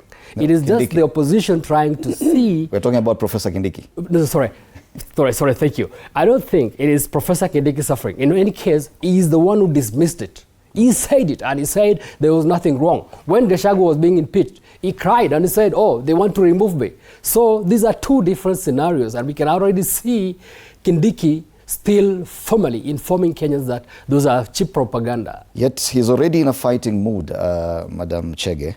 He says, I know we are now many in government because the likes of Oparanya even quotes what is happening in ODM, but we are not leaving. He says we will fight it out with them because this is our government. That's there on the front page of the Daily Nation. Is that a man who's comfortable with this position? Or do you agree that, yes, to some extent, he could be under siege? You know, give it to him, he's a professor. And he knows how to choose his words very well. And he's the 13th deputy president in this Republic of Kenya. Out of those many deputy presidents, we have had the former President Moi, we've had Mwai Kibaki, we've had now the current President William Ruto rising to power and becoming the president. And of course, we've had others, someone like Jaramogi, who tried to become the president, he never managed to, and we still have Kalonzo Musyoka, who till today is still fighting and trying to become the president. So we have different people with different talents. This position of deputy president, even when the former president Uhuru Kenyatta was there, at some point we saw like all the powers that were given to now the current president William Ruto were given to the interior then cabinet minister, who was Fred Matiang'i, who was also trying to also get to the presidency. So these are not new things. I don't know why we like to sensationalize, you know, to make things look like they are just new, they're happening. Professor is under siege. He is not. He's just doing his job. We are getting into a very interesting time when everybody is fighting for their space. And I think the big question is, and I have my friend here, he's an aspirant trying to look for a position of power. So he's also looking for power. At the end of the day, when you say William Ruto has failed, I would rather say focus on what you're looking for as a person. Because William Ruto, yes, he's a principal, as you want to say. He has other people who work around with him. We have different communities in this country. And so when we talk about Kindiki comparing with Gachagua, this whole story that Gachagua was removed or impeached from his position is a stale story now. We are coming into the elections of 2027. As much as some of our people want to radicalize our community, and they also want to make Kenyans believe like we are coming to the end of the world. We are not. These are not new things happening. And I would want to say Professor Kithure Kindiki was not in Ol Karau. We saw him in Bere actively. We saw them answering each other with Gachagua. But this time, no one can blame him for Ol Karau because he was not there. You said that it is a season where everyone fights for the for the space. So you do agree that even the deputy president is in a fight for his political space? He's not fighting. I'm saying every other community. That's why you saw the Luo community when they met, they presented Oparanya. And by the way, if I had them right, the ODM brigade, they said when they go to Mombasa, they are pushing for Joho. When they go to this other part of Kenya, they are pushing for different people. And it's just the way, become a karata, you know, people trying to position themselves for 2027. The big question is, how well are you prepared? How have you managed to, to bring people together? We have now the Sifunas coming up. And so we are going to have very interesting times ahead. I have been in this space for some time. And I was there 2022 when I supported BAMBA, and unfortunately we lost. And at the same time, I saw how my people from my community behaved towards the former president. Now today you see the same people trying to show like he was a savior. They have just woken up from a dream and discovered that we made a mistake. And I'm telling, I would also want to say the same thing here, that I don't want to prophesy, but in 2-3 years' time, we might be in the same position we are in, trying to say we made a mistake. Right. We were misled. And you see, the same people whom they are following now are the same people at a time like this, last election, told them Uhuru was a very bad person. Interesting times Today, they are giving us a different story. But they said this. they were lied to. So Picture this, Fanya Mambo. It's 2027, June. Professor Kithure Kindiki is still deputy president. Then President William Ruto picks a running mate for the purpose of the election, and it's not the professor. Do you see an awkward moment in the run-up to the elections with a sitting deputy president, but that knows, okay, fine, my job is coming to an end, and there's someone else who's now considered closer to number 2? Okay, thank you. I think I want to start from where Honorable Sabina Chege left when she said that if I'm, for example, vying for the seat of MP Dagoretti South, it's good for me to focus on that. And I like painting the image of a house on fire. You know, the whole house that you live in is on fire. And someone is telling you, you just focus on the bedroom you live in. Your bedroom is not really on fire. Or just put out the fire that is in your bedroom. You don't need the kitchen. You don't need the sitting room. You don't need even the bathroom. The only thing you need to worry about is your bedroom. A house is complete. There is no Dagoretti South without Kenya.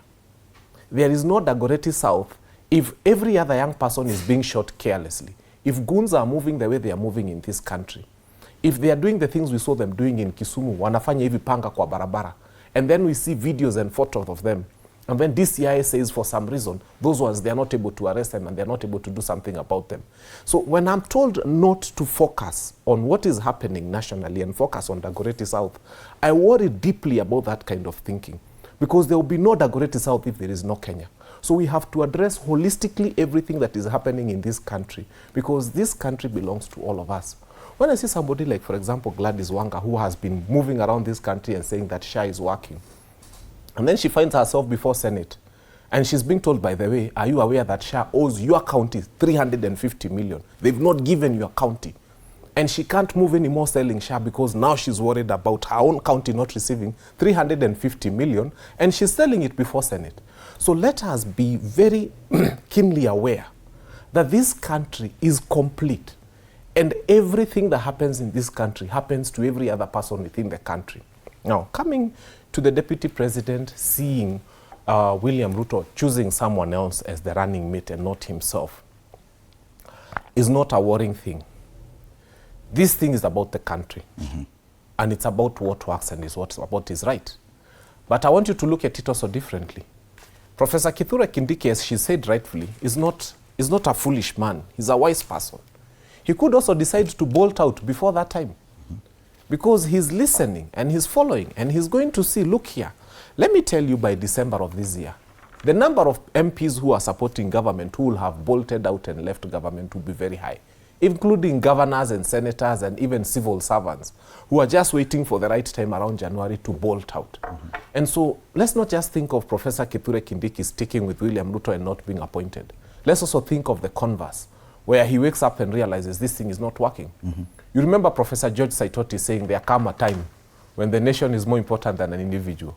And you remember what happened around that time when it was actually them now, including Akina Kalonzo Musyoka, leaving Moi. It was not Moi dumping them. They left Moi and joined forces with Akina Raila Odinga and formed LDP. So the converse is also true, that you can wake up to a situation where William Ruto, instead of him finding himself having to deal with Professor Kindiki, Kindiki says, it's the time for the frog to jump out of the water, because you can't stay under these conditions. So it's going to be interesting times ahead. But let's wait for January. Right. The avalanche of people leaving government will be so high, you will not even believe. Indeed, Article 148 of the Constitution, Part 7, says a deputy president may resign from office at any time by notice in writing addressed to the president, and the resignation shall take effect on the date and at the time specified in the notice. What that means, leave it to your interpretation. If any, or if a date is not specified, at noon on the day after the notice is delivered. So there's provision for him to resign as well. But Professor Gitile Naituli, in that story we just carried, talks about the position of a deputy president and linking it to this headline about the poisoned chalice, looking at the history and we just go back to the first deputy president by title, William Ruto, that this position has not been comfortable for any of the three people who've been in that position. He even suggests, the professor, that President Ruto may promise someone or may go with someone as running mate, but once they become president, go for impeachment, just like he did with the Rigathi Gachagua. Do you see that trend forming, that the position of deputy president or deputy governor, for that matter, will just be one that is not so comfortable going forward? Well, thank you. You're speaking to me because I'm a little bit laughing because I was a deputy governor. Yes. And when you talk about deputy president, deputy governor, deputy principal, anything deputy is always having an issue. But that does not mean that Professor Kindiki has got an issue with the president. It doesn't. I'm just talking about any other person. Yeah, any other person. I think it's a position that is a little bit misunderstood. And if you look at the swearing-in statement of a deputy governor, the deputy president got a little bit of a role. But for deputy governor, he says that I'm so-and-so serving the office of deputy governor, and I will advise the governor when asked to do so. That is your role. When asked to do so. Mm-hmm. It basically means that your role is not mandatory. It is actually upon the governor to ask you to advise. Do you think that was an oversight? I don't think it was an oversight, because if it was an oversight, by now it would have been changed, because deputy governors, even during my time, complained a lot. And most of the deputy governors, if you check around, are not even known by anybody. One, because their roles are not there, and two, most of them, not all, most of them are having issues with their governors. And so the same thing happens with the deputy president. And we've seen if the president does not feel comfortable to work with the deputy, then you find that all power, most of the powers actually are vested on the president. And so many people will actually go where the power is, and the deputy president will be left on the cold. And so I think what we need to do as a country is to try again to look at the relationship, not the roles, the relationship between the president and the deputy president. How do we legislate on a relationship? Yes, exactly. I don't know, today you were reading my mind. Yeah. When we were deputy governors and those issues came, we were taken to Naivasha. And one of the head of public service then came and told us something that I think is important. He said, it is not easy to legislate on relationships. And so it is important that when a deputy president is being picked, these are people that should be having very cordial relationship, first of all at personal level, before we actually come to the official. Because if they only met at the official level, basically we're going to see the issues that we are seeing in most of the deputy president. We saw this between Uhuru and Ruto, but during the second term. The first time there was a little bit of friction, but during the second term is very open. We have seen it between Ruto and Gachagua, but I think that was a making of Gachagua. If you actually look at everything, personally, I will blame 100% Gachagua. Because when you start talking about dividing this country into shares, when this country, the constitution is very clear that Kenyans is one, that basically means he started creating issues for himself. For Deputy President now, Professor Kindiki, I really don't think why we are trying to create an issue. We are talking about we are going to see things come in January, we are going to see this. This is something that himself yesterday said that is a matter that is not there. Mm-hmm. This is politics. And I said in my beginning statement that the last year to an election is like the last round of a lap when you're running, when now you have to jostle for a position because in front of you there's the mark and everybody tries to do everything possible to reach. And so we will see a lot of political things happening around the office of the deputy president. What I will assure Kenyans today, and anybody listening to me, is that the position of the deputy president, Professor Kindiki, stands as it is. There is no change, and what the professor from Meru said is as critical as it is. It is important that the president retain Deputy President Rigathi Gachagua for 2027 election for the purposes of Mount Kenya. There was a professor that spoke here. Naituli. I think it was referring to the Professor Kindiki. There was a professor that spoke here and said it is important that the Deputy President Kindiki be retained. Yes. That professor said something that is very important. Yes. Because for the first time, we are seeing a Deputy President from Mount Kenya East. And for the first time, people in Mount Kenya East are realizing that Mount Kenya West don't really care. They don't really matter. They really think about them. Okay. They actually use them most of the times. And we'll come to discuss that issue about Mount Kenya politics. But Madam Chege, we are, for the second time, considering the possible exit of a deputy president within one electoral cycle. One through impeachment, and the second one possibly through resignation, if at all he's not comfortable. That means this position is not probably what it had been envisioned to be. The framers of the Constitution wanted someone whose role is protected, unlike the vice president's role that existed before. But this time we're seeing two could possibly exit within one electoral cycle. What does that say about the expectation we had for this role, without even considering the people who are there currently? You know, this is a political position.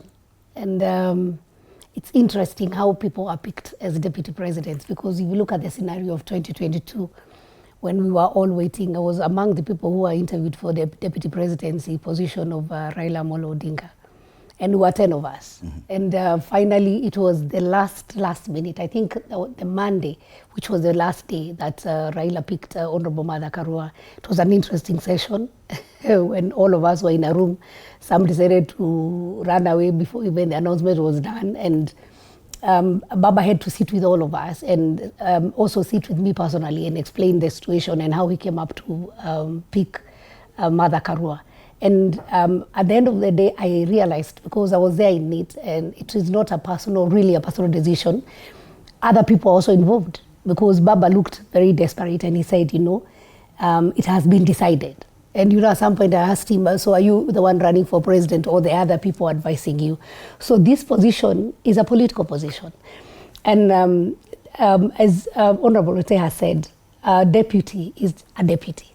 But we saw a very interesting scenario of 2013, where William Ruto had the URP party, and then Uhuru Kenyatta had his, then it was PNU, then went to TNA party. And they came in not really as a deputy president, but as a co-presidency. And I think that's where the Yangu Kumi came in, because he came with the basket from Rift Valley. And then Uhuru Kenyatta enjoyed the support from Mount Kenya. I hear now people want to divide that there's Mount Kenya East and West. We are all in Mount Kenya and we are all one. It's the same scenario when it comes to politics, and our people say there's Murang'a North and Murang'a South, but when they are voting, they again forget Murang'a North and South. So we are all in Mount Kenya. And so it would be unfair for anyone to say that Mount Kenya West have taken advantage of Mount Kenya East people, or East have taken advantage of West. To me, I don't even, I don't place myself whether I'm in East or West. And we'll come to that conversation, because exactly. we'll end up for our conversation today. My take would be, it is a political position. And what any presidential candidate will look at are the numbers and advantage of having such a person. My experience with So the professor is right when he says that a presidential candidate can simply use running mate for the votes and then get rid of them immediately after the election. I don't think so. It's not as easy, because we only saw the scenario of one person, and that's what I'm saying. Kenya cannot, because I've had house on fire, all these things that we are being told. Kenya is not burning.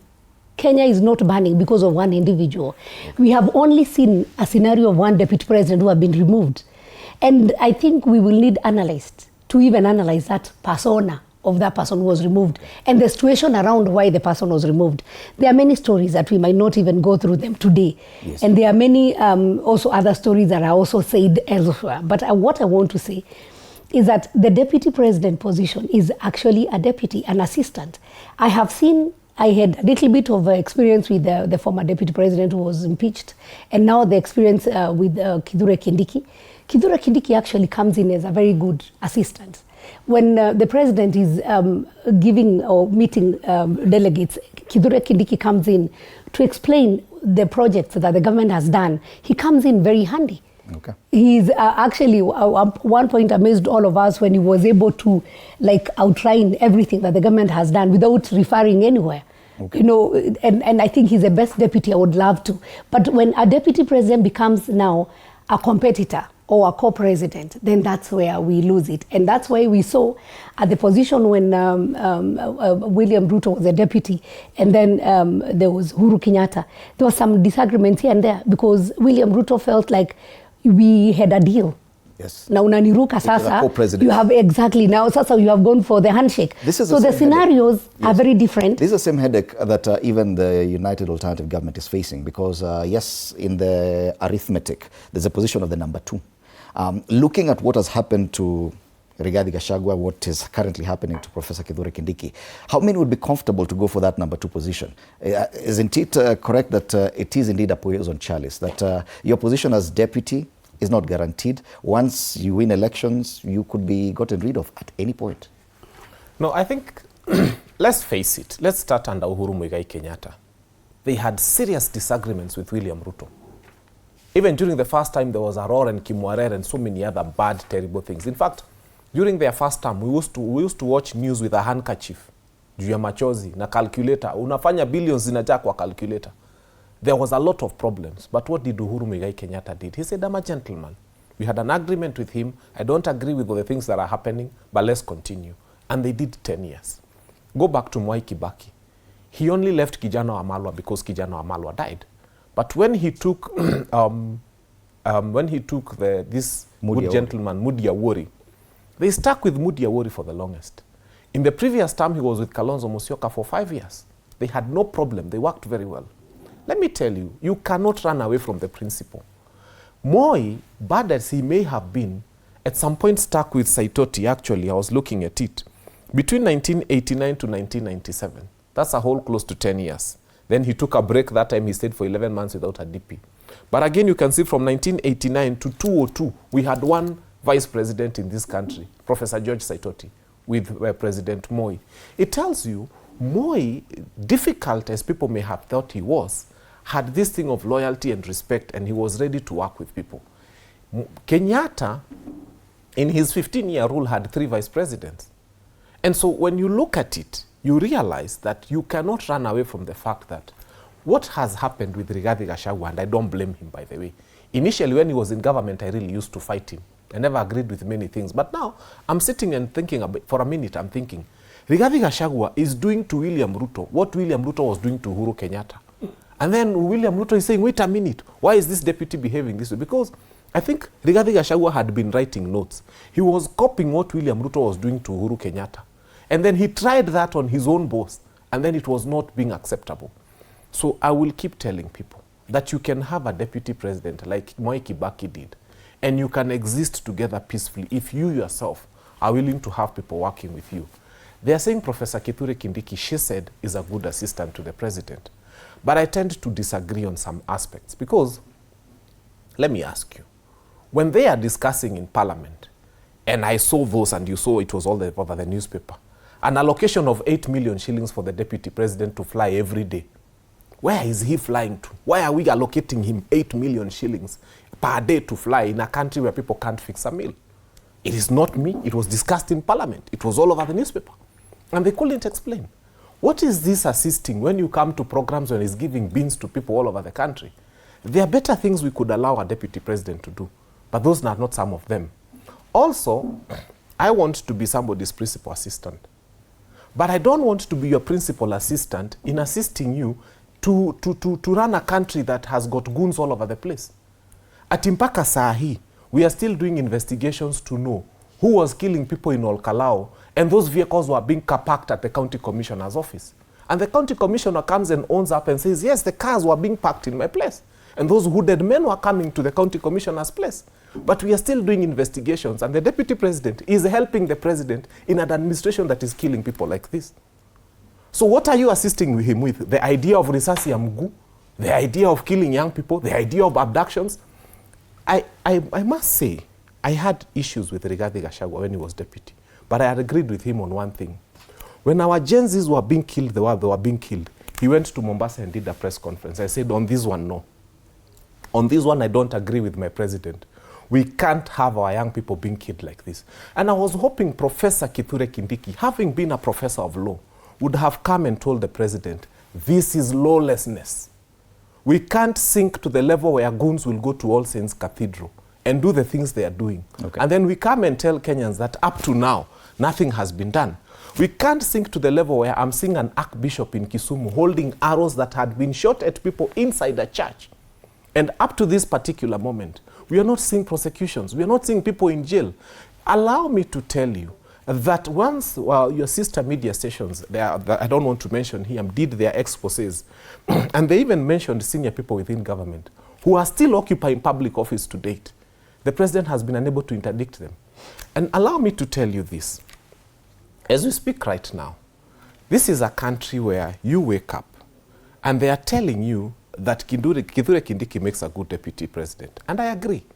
But ask yourself the question of this guy called C.S. Roko.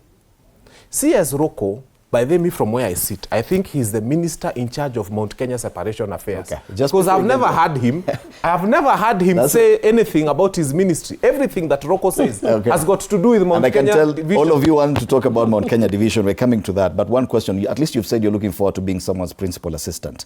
You've been deputy governor. Would you go for a number 2 position, deputy president or deputy governor again in the current state? No. No. Madam Chege, would you consider becoming a deputy governor or deputy president in the current... Deputy governor, no. Deputy president, yes, I would consider. Right. Yeah.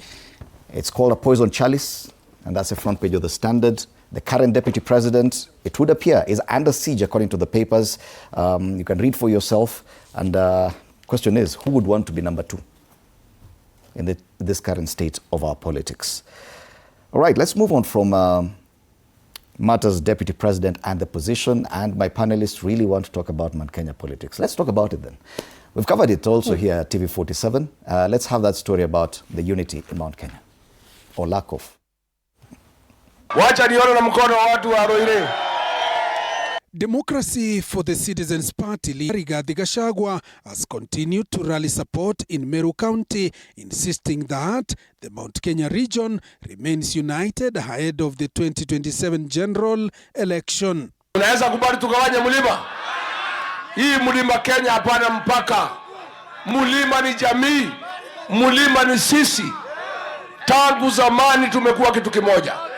Waembu na Wameru na Wakikuyu hatuwezi wachana. Gashagua's remarks come in the wake of calls from a section of Mount Kenya East leaders, including Public Service Cabinet Secretary Geoffrey Ruku, who have suggested that the region should be politically divided into 2 blocks. Nimefika hapa Meru na nilikuwa Embu baada ya kupata ripoti ya kwamba Kasongo ametuma waziri anaitwa Roko azunguke huko akipiganisha watu ya mlima Kenya.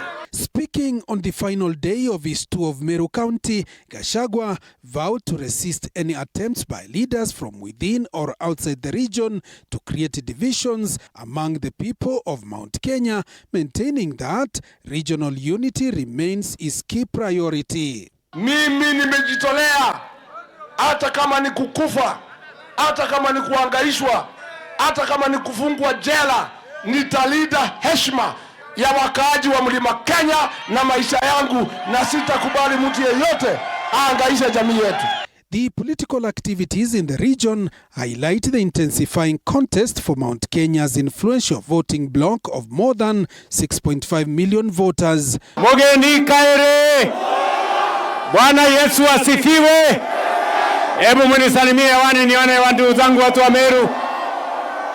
Which is expected to play a critical role in the 2027 general election. Mlima ni mo?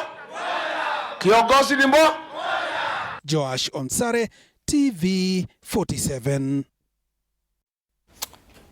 The unity or lack thereof of any community, I think, has mostly been a talking point when it comes to Western Kenya. They talk about the elusive Luhya unity. Now this is a big discussion in the Mount Kenya region. And let's start with you, Bwana Fanyamambu. We'll get time for everyone. I think it's very simple.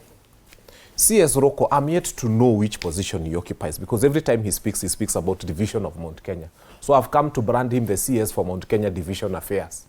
And every time he speaks about Mount Kenya East, Mount Kenya West, which we don't know, which we have never seen, and we don't know how it exists.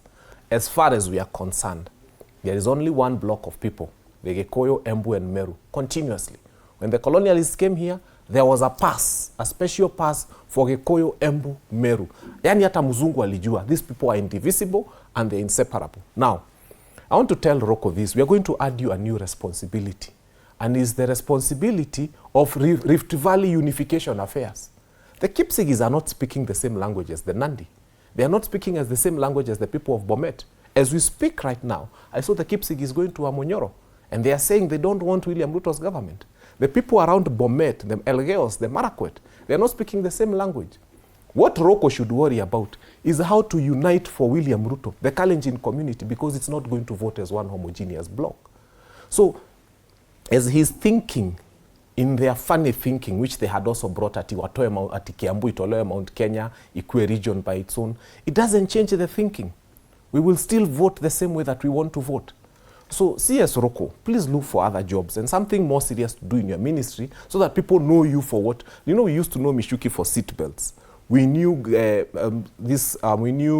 Matiangi because of yellow school buses and exams and so on and so forth.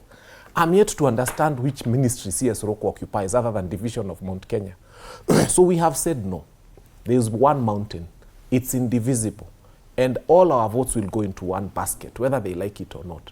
Trying to come and divide the mountain and say that this bloc will vote for William Ruto and the other one will not vote for William Ruto.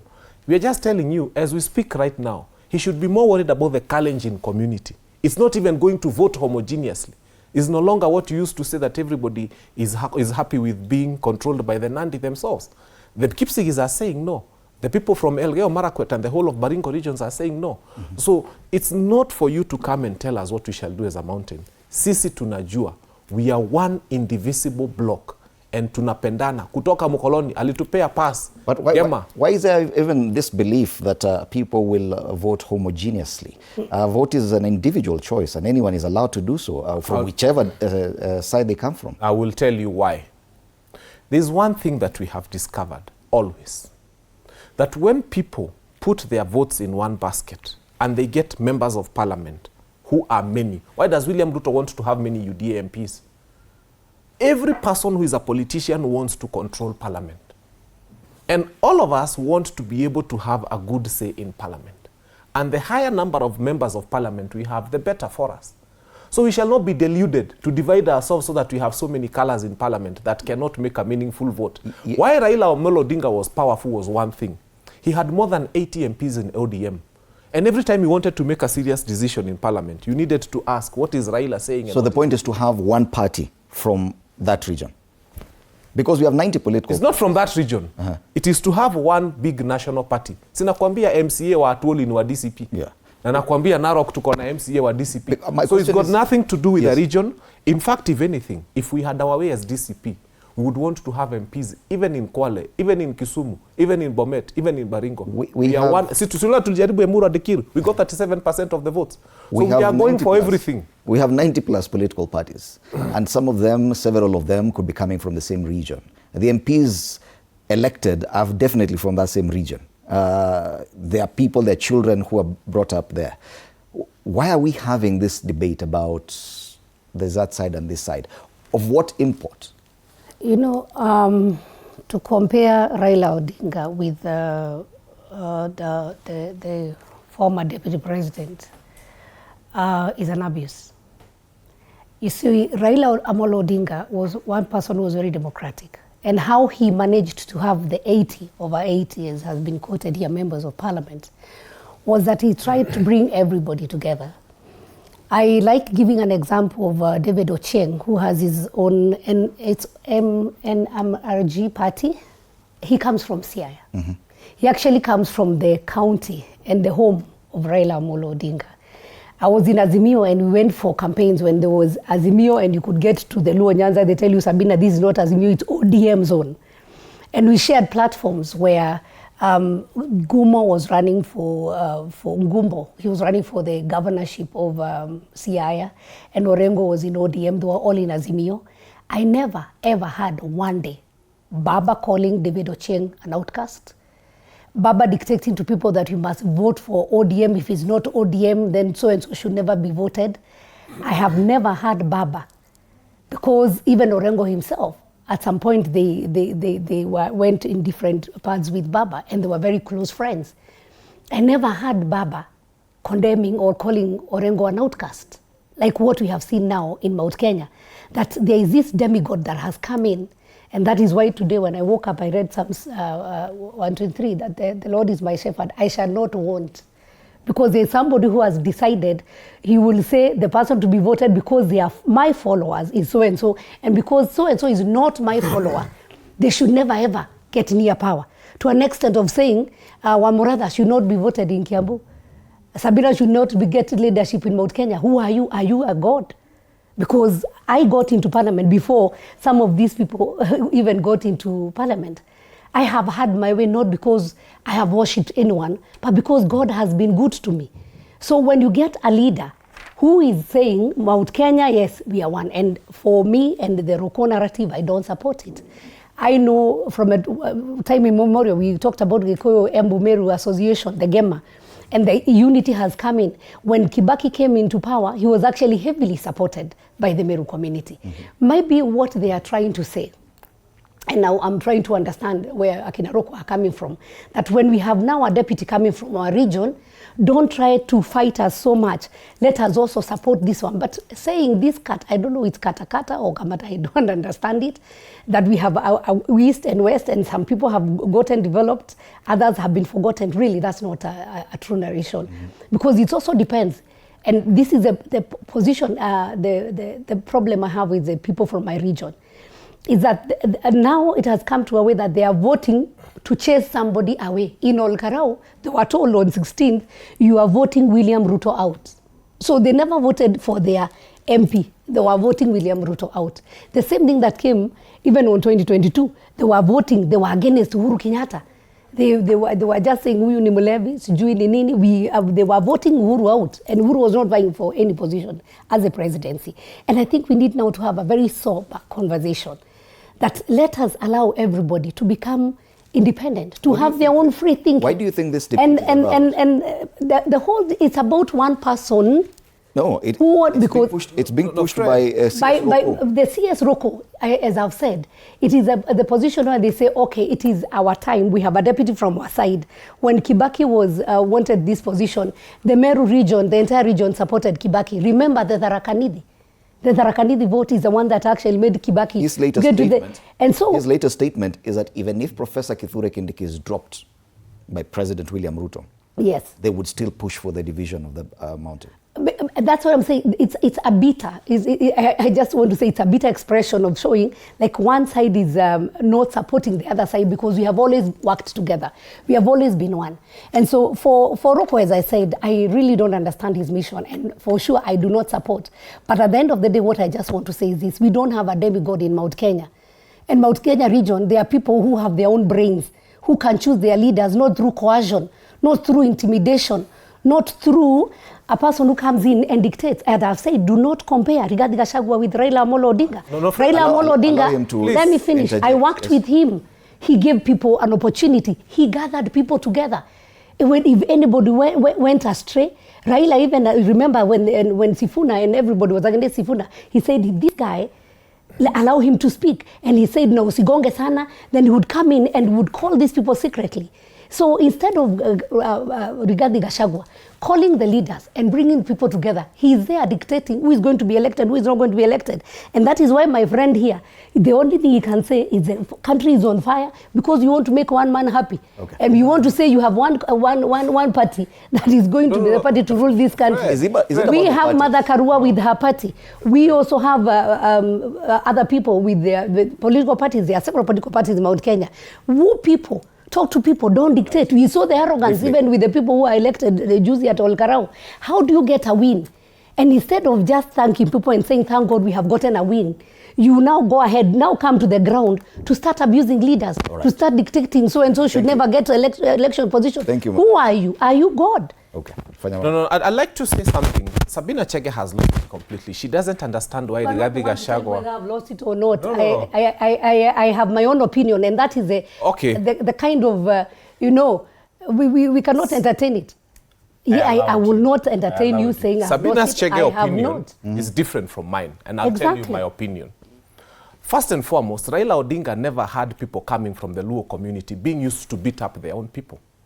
When we went to Olkalau, and I was in Olkalau, at some point the media houses showed the car of a sitting member of parliament and said the registration of this car looks like the registration of a sitting member of parliament. Like.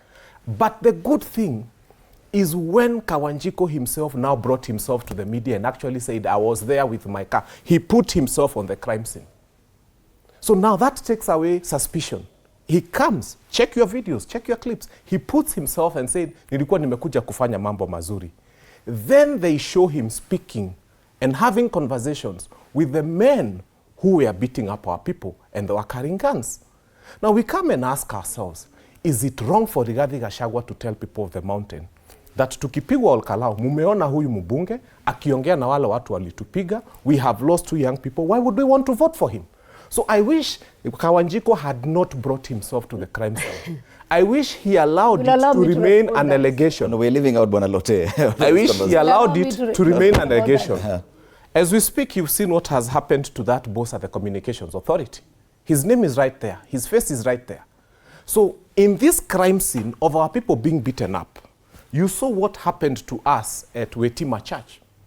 When we got to the place where we even gave the number plates of the cars, the faces of the people who beat us up, we gave the troop numbers, we gave the circle, we gave everything.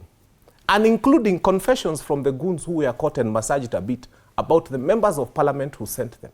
So when Rigathi Gachagua comes and says, don't vote for this one, it's not because he hates them, but it's because in Luo Nyanza, we never saw a sitting Luo Nyanza MP waking up and being used to meet violence upon their own people. So Raila Odinga allowed democracy to thrive because there's something that the Luos have that we have refused to have as a mountain. That if you give me 5 shillings and tell me to go and beat up and kill a fellow Kikuyu, I go and do it. And that is wrong. So we must face it. Those who were implicated, those who were involved, those who participated in beating up our people, we've buried 2 and we've buried 7. Sisi tulipigwa Kikuyu. Okay. And all the people who have beaten us up are our own people. And so why would we want those people to be voted for? I know, Madam Chege, you'd want to respond, but allow Bonaleto to say something, please. Because I was in Olkarau, it's very important because even our names were mentioned. Let us say something. And some of us, we were not even anywhere. But we hear some people went to the media houses. Actually, and I want to say, again, Rigathi Gachagua mentioned my own name, that I had goons. Anwa Murada, who is the wife of a clergy, that I had goons. You know, seriously, even if you want to finish us, please speak some truth, and I would want to say that. Okay. Kawanjiko admitted, because he was there, Kawanjiko had a police station, and he says there were several members of parliament, including Akina Mwago, everybody. They were all, even yourself, you are going to a polling station. Kawanjiko was in his own car. When he found those people, he got out and he admitted, because there was no way of saying it is alleged. Kawanjiko was going to a polling station. He was in charge of AC polling station. When he found the road blocked, he came out. And his own policemen, they cleared the way. And they passed. Kawanjiko had no goons like were following him. What these people have refused to say, and this is very unfortunate, is that people were threatened in Olkarau. There was a car that was burnt in a polling station. I have not heard them saying it. And the surrounding, and I don't want to go into the details because the police are going to do their own investigation. I would wish and I would want, because I've seen exposés happening in several media houses that are skewed, towards one direction. I would want this media house to go back to Olkarau. Find out even today that there is a whole village where people have moved. They have not gone back after the elections because they were threatened. And their lives have been threatened. There was a car that was burned the night before. Okay. So in these exposés and how we are giving skewed information to suit and to try and show one direction, it is unfortunate. And as I've said, Raila Amolo Odinga didn't call his people Tokonia. Raila Amolo Odinga also did not even accuse these people that they were being bought by any presidential candidate. We've had the kind of chaos we are seeing now in the mountain. We used to laugh when we used to see the other side, the Luo Nyanza, throwing stones, doing all those things, goonism. We have never experienced it in our area. Right now, we are the laughing stock. And I want to say as a mountain, we need to call ourselves into a meeting. whether you support this side or the other side, and ask ourselves, surely, what legacy will we leave for our children? And but can you blame us for the goons in Kisii? Can you blame us for the goons in Kisumu? Can you blame us for the goons at All Saints? Can you blame us for the goons that were discussion was about Gen Z? Mount Kenya unity. So it's not at goons are found in Mount Kenya. The truth is, this government has promoted goonism, and it's all over. They blamed Rigathi Gachagua for the goons that were beating Akina Edwin Sifuna in Keumbu. And then I look at those goons in Keumbu, and I'm asking myself, how did Rigathi, even the ones who were in Kisumu, Rigathi Gachagua was blamed for them. And we're asking ourselves, okay, wait a minute. If they are our goons, for the first time I want to tell Kipchumba Murkomen, please arrest all of them. Okay. In fact, if anything, mulikuwa mmeahidi risasi ya mguu. If they are ours, shoot them in the leg. And I think you've got an opportunity to ventilate on that. It was not the discussion. Sure. The discussion was about Mount Kenya unity, but it's either way. Let me come back to You're from the Rift Valley. Yes. You are a member of the KPU party. You do not even belong to... yes. Yeah, KPU. KUP, yeah. KUP. He mentioned something about even the unity within Rift Valley, that the expectation is that you will vote homogeneously. Well, let me bring back the discussion, because we've allowed members from the mountain to ventilate. I think for me, sitting outside, I'll say something different. One, I will not want us to talk about insincerity and to discuss the insincerity here. When my friend here, Fanyamambo, says that Mount Kenya is one, he's supposed to be one, he's always been one. But he points on the other side and say Rift Valley is divided. You know, that is insincerity by itself.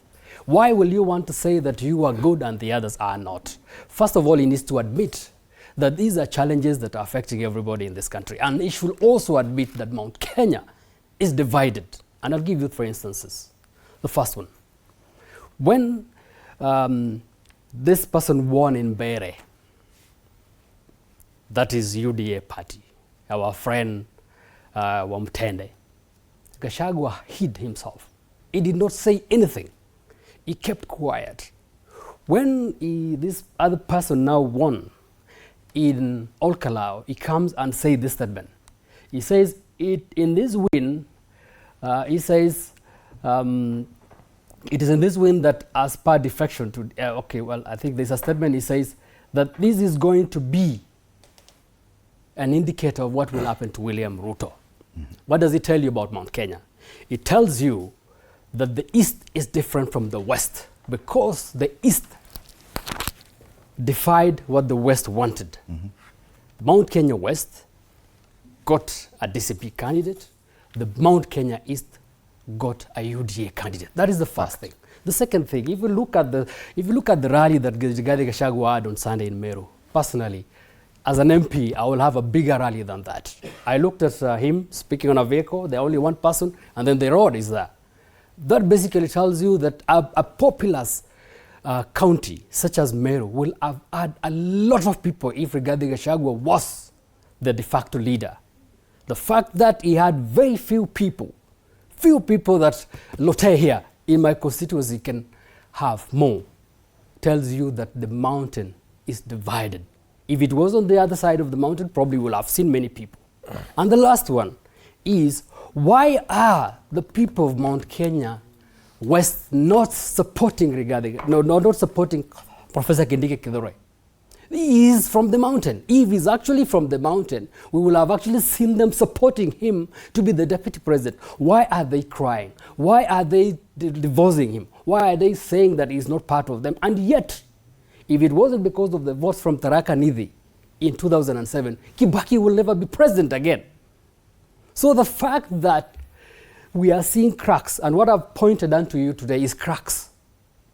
If the mountain was one, like they are saying, we will have actually seen everybody from the East and the West supporting Professor Kindiki Kithure as the president, and also supporting his bid for 2027 as a running mate for William Ruto. Okay. The fact that they do not want, the fact that some other people, and again I want to say, it is not all the people from the Kikuyu community. That's what I wanted to. It is not all the people from the Kikuyu community.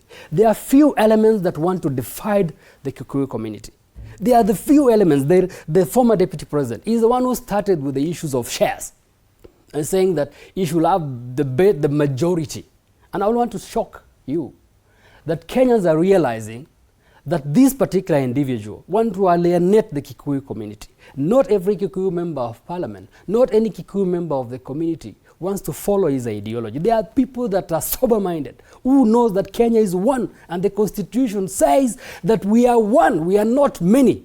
Okay. But the fact that there is somebody who continuously sing about a community and now even now singles part of the community of the mountain, this person is the one that is dividing away. What would you say to the statement by C.S. Ruku on the same? I think C.S. Ruku is speaking to the tunes of the eastern part of mountain, because it's true. If Ruku is wrong, we will have actually seen the people from the west supporting Professor Kindiki. But the fact that they are not basically tells you that Kindiki for them is not anything. Probably if it was the deputy president from the western side, they will have supported, and they will have actually called the eastern to support, like they have always asked them. So Ruku is saying something that was seen in Meru on Sunday when Gachagua was there. The people of Meru spoke what Ruku is saying. They did not attend this rally. They are actually defying him because Ruku is saying what it is in their hearts. The deputy president currently also says that there's no division. There's no east or west. What is your feeling? Because he says quite some things and he's listed it. He has quite said some facts. There might be some cracks. And I also want to correct him that we, the people from Mount Kenya, support Kithure Kindiki 100%. And we have no doubt even for 2027 would want him to still continue being the deputy president. And I've said he has been the best deputy president. He's one person who talks about unity. He has come out as a very humble person. Personally, I got into parliament together with the Professor Kithure Kindiki from 2013. He's a man I've known. He's a professional. He's a man who is also very humble. And the fact that currently there are those differences, or what he calls as cracks, within the mountain doesn't mean that the mountain is divided. What Roko is talking about, and he might be speaking the language that his people want to hear, because I've also seen leaders speaking the things that their people want to hear. But at the end of the day, I've said, we owe a lot to the other side of the mountain, and especially on the leadership. Even when Uhuru Kenyatta was there, we saw the Kiraitos of the day. There are many people from that region who really supported the Nduigas, and people from Embu. That region, they have always been there to support Uhuru Kenyatta. For the time that also Kibaki was there, the Merus are the ones who supported. Actually, at some point, we had an issue as Muranga people, because then we feel that the Merus made us not get Kenneth Matiba as the president. Because you remember, the Nyeri side, all the way the Merus were able to support Kibaki, and then Kenneth Matiba was there was always able a division. It's not really a competition. It's a competition. But because who stands to benefit this time round with any such division politically? Is right there now, any candidate who stands to benefit directly from I a can division tell you, when Mount Kenya is divided, we all lose. I would say that. For me, I believe in unity of purpose. For me, and that's why I said, even with the Rigathi Gachagua, he should be uniting people. He should be calling people together, not castigating, not demonizing leaders, not trying to be the, as I said, a demigod who decides who is going to be voted or not. It can be you are having your way at this time, but you never know about tomorrow. And that's why I said, with Raila Amolo Odinga, yes, people defied him.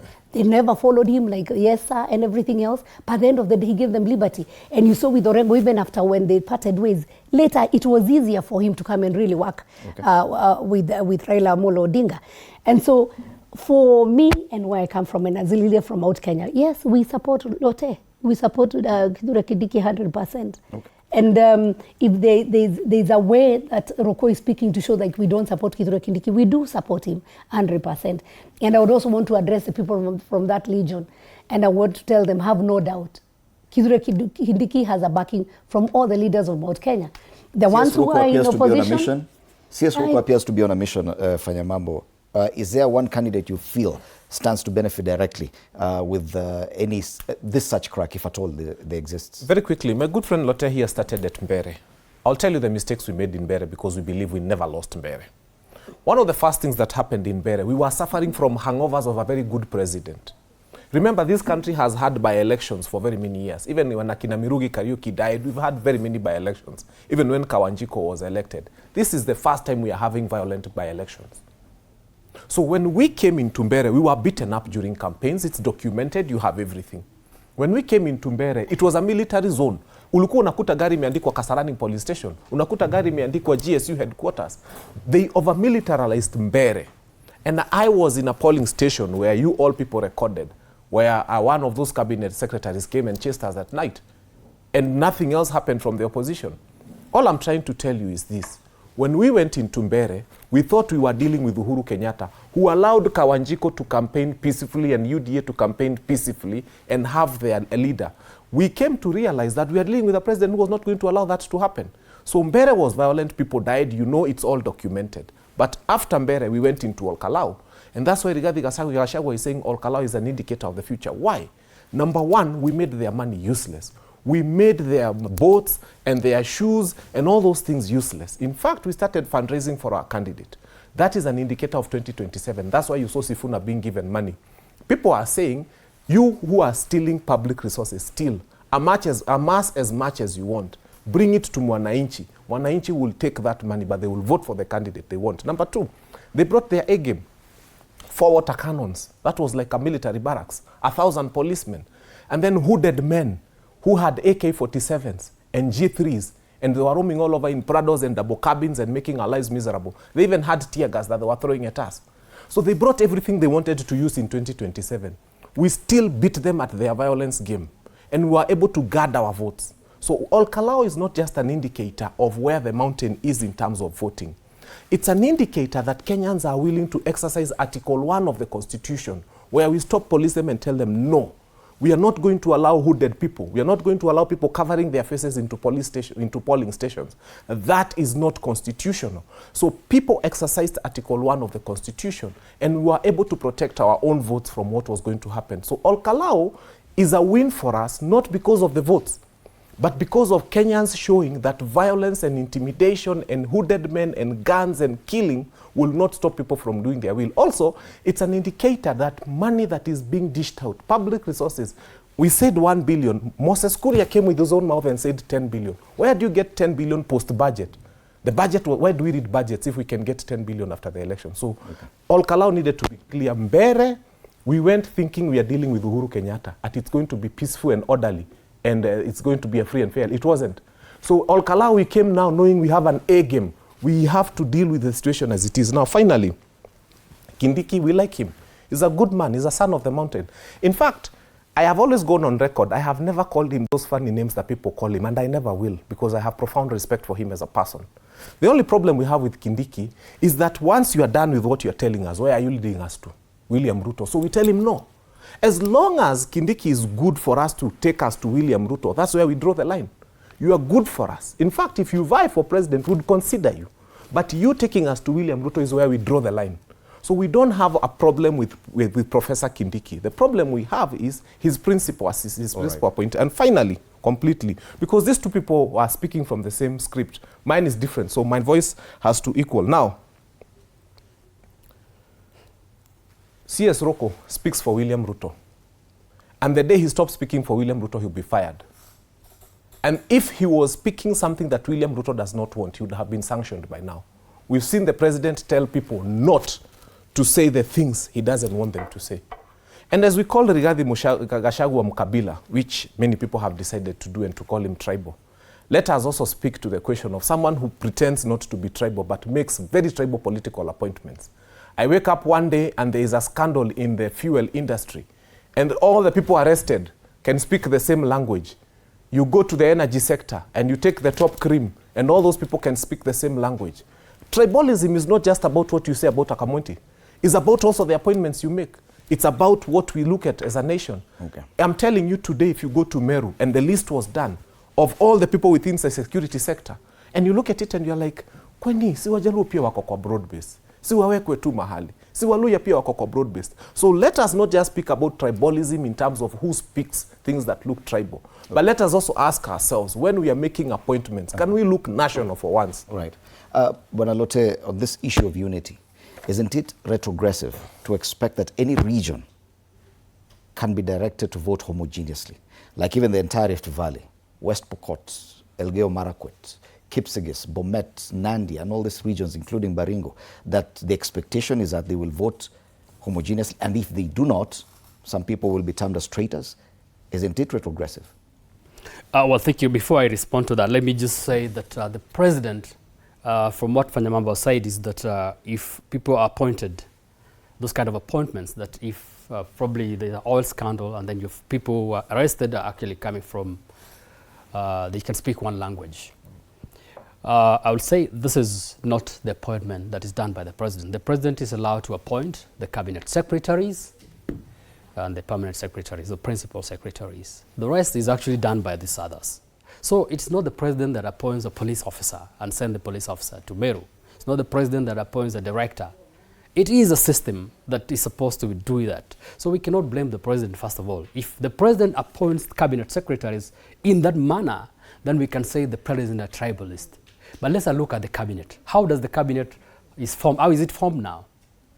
Members from the mountain. Actually, the majority, 7 out of 21. That basically tells you the president is not as tribal as they want to point. The best thing is they are doing is to always try to get anything wrong to paint the president as a tribalist. The president is not. The president has even shown, look at the cabinet. That is where the president appointment is supposed to be looked at. If it is not seen in that manner, then we cannot blame the president for anything that goes. But we can blame the cabinet? Yes, of course. Now we should now start. Of parastatal heads. We can now start blaming the cabinet. Okay. If the cabinet then does that, then we can start saying what is the cabinet doing to ensure that there is homogeneity in this country. In any case, people from a community, for example, we do not know all these things. We do not have these positions, and yet we are also learned like others. We're supposed to equally, but we do not really want to complain. We just want to say that we need to see fairness, and the Constitution provides for that. Then coming to your second question is, are we supposed to vote homogeneously? The Constitution says we are not. The Constitution says we are supposed to vote for values, and those values are actually enshrined in our Constitution. But then if you look at this country is formed on blocks, and it's not something that has started now. It has started a long time ago, and I think the Gen Zs are the ones that want to walk us out of this. The Gen Zs tried to say, we are one. We can vote the way we want, not on our community formation or tribal formation. But when the Gen Zs picked up this matter, it was again hijacked by the tribalists, or the people that want to coalesce people around their tribes and their communities. And so we are still a long way to go, but we are steadily going there. I know in the next 50, 60 years, probably we will not be voting on any block like we are talking about now. In fact, it's very sad for me to sit here to discuss communities, because our Constitution does not recognize communities. Right. It just recognizes the values of communities, but not on political ground. It just says we are one as a country. We are a country called Kenya, and the people in this country are the sovereign people of this country. So for me, I'll actually say, it is a sad reality. It is something that's been there, but it's something that Kenyans are working and walking to go against. And the reason why I'm even saying today, let us not talk about Mount Kenya East to Mount Kenya West, because why are leaders continually talking about this? Oh, because Mount Kenya, that is exactly what Gachagua is trying to say. Oh, because Mount Kenya has voted in Orkalau, now President Ruto will see fire from Mount Kenya. No, it's not supposed to be like that. That should not be a talk from a leader.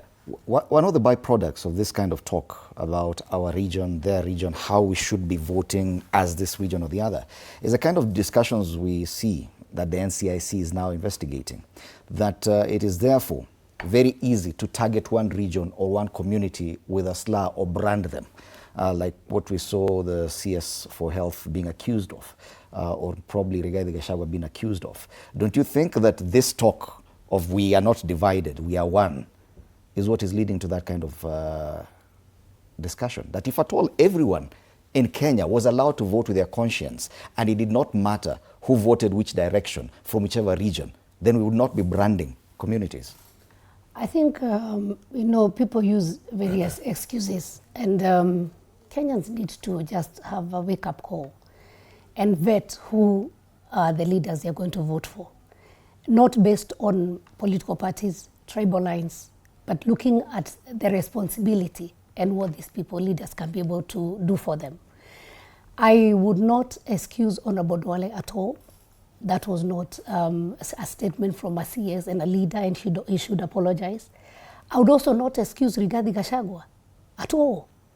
When he says Ruto ni nyoka, tunaua nyoka na watoto wake, I don't think I am a matumbe. I'm not a mayai. I am not a nyoka at all. I'm not a snake. And even referring to a person of the presidency as a snake is also very wrong. The same thing with Duale, referring to whichever community as hyenas, that was very, very uncalled for. And I think leaders need to start taking responsibility. And at the end of the day, and looking at the way, Fanyambo here keeps on saying we, and ask who is we. And when you speak, I can also not purport to speak on behalf of all Mount Kenya region. When you talk about the presidency, and he says, I support Professor Kithure Kindiki, my problem is that Kindiki will take us to Ruto. And my question is, I never voted for Ruto in 2022.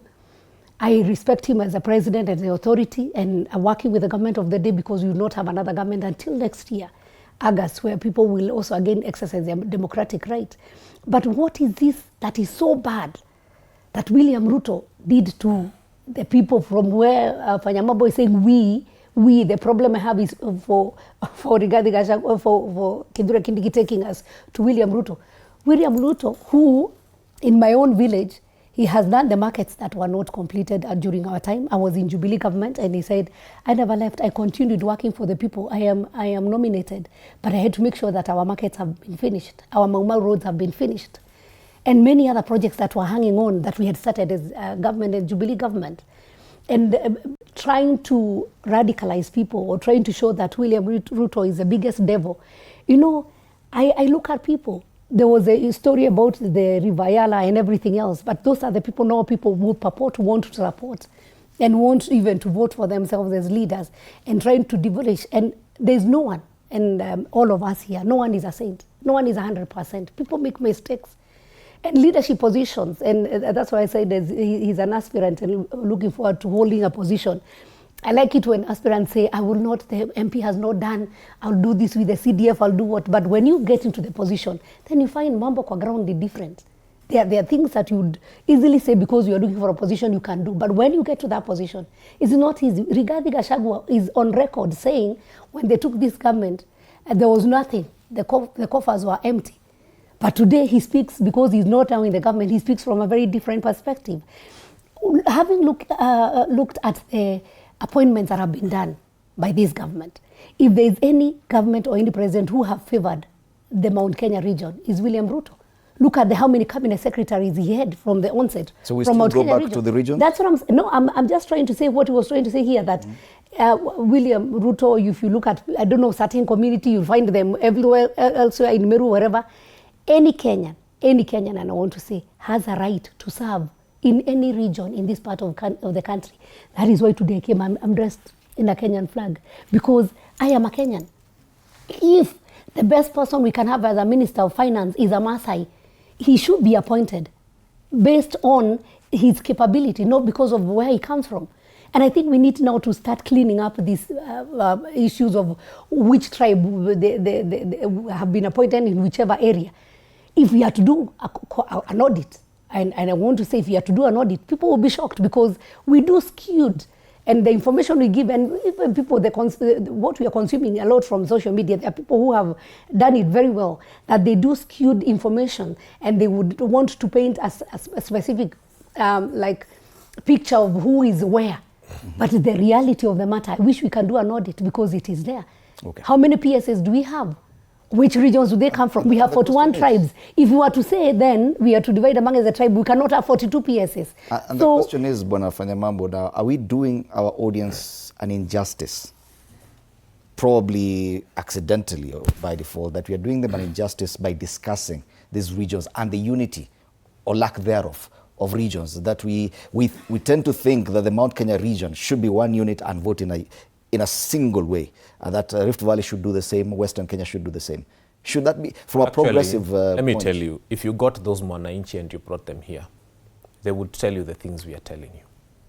Some time back, I used to speak what I thought was the right thing.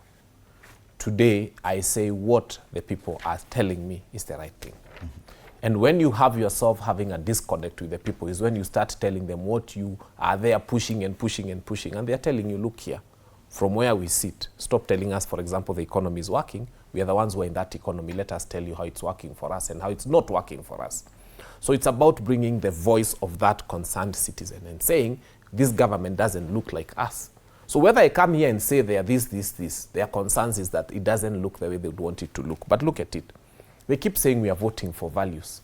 I keep reminding them that we also have a duty to vote against vices. So you will not come and say it's okay to kill young people. You will not come and say it's risasi ya miguu is fine. You will not come and tell us that mambo ni matatu and we are supposed to be okay with it. Shouldn't that be across the region? That's why we are saying that these people keep telling us that we are supposed to vote for values. But when we tell them that we are voting against vices, that's where they draw the line. Because we can list the vices. What use is it for you to come and create markets in my place, whereas you've gone and by association with Sudan militia, we've lost tea business worth 5 billion. And Sudan is complaining, and we have lost tea business worth 5 billion. I think it is more important what we do than what we talk about. People have always thought about creating markets in the sense of you're coming to build a physical space. And I usually tell people sometimes when I go to some of these places where markets were created, I see a Chinese market that was created in Kenya. What do I mean? Creation of markets is not creation of physical spaces. Whereas the traders there need a place that has got dignity, they can wash their hands, they can go to a washroom. Most of the time, China will tell you, for example, if you can produce 5 million avocados a day, we can buy all of them. Creation of markets is bigger than just creating a physical space. It's a head of state leaving the country and going back and saying, I've signed a deal with China where they can take 2 million avocados every other hour because for them, their demand for avocados is insatiable. So creation of markets is when you come and leave this country and instead of losing business worth 5 billion because you are shaking hands with RSF here, you are getting business worth a lot more for tea. So it makes no sense to create physical spaces and then you shrink the traditional markets that we've always had as a country. We are saying this. People tend to think that Fanyamambo hates William Ruto. Let me tell you, I have been a principled human being. From the beginning of things when I was in Azimio and Jubilee, I said William Ruto is not fit to be president of the Republic of Kenya. That has never changed. In fact, I supported Baba until the minute he started working with William Ruto. I told him, Baba nakuheshimu, lakini on this one I will not agree with you. And by the way, I never followed Baba to the handshake government. I have so many friends who joined. In fact, they told me, twende sasa tuingie in the opportunity ya kuingia serikali utasema uliingia na Azimio. I told them, as long as William Ruto is president, I can't have said in 2022 he's not fit to be president, and then conveniently hide under Baba and join this administration and say now he has become fit to be president. I have been consistent, but look again.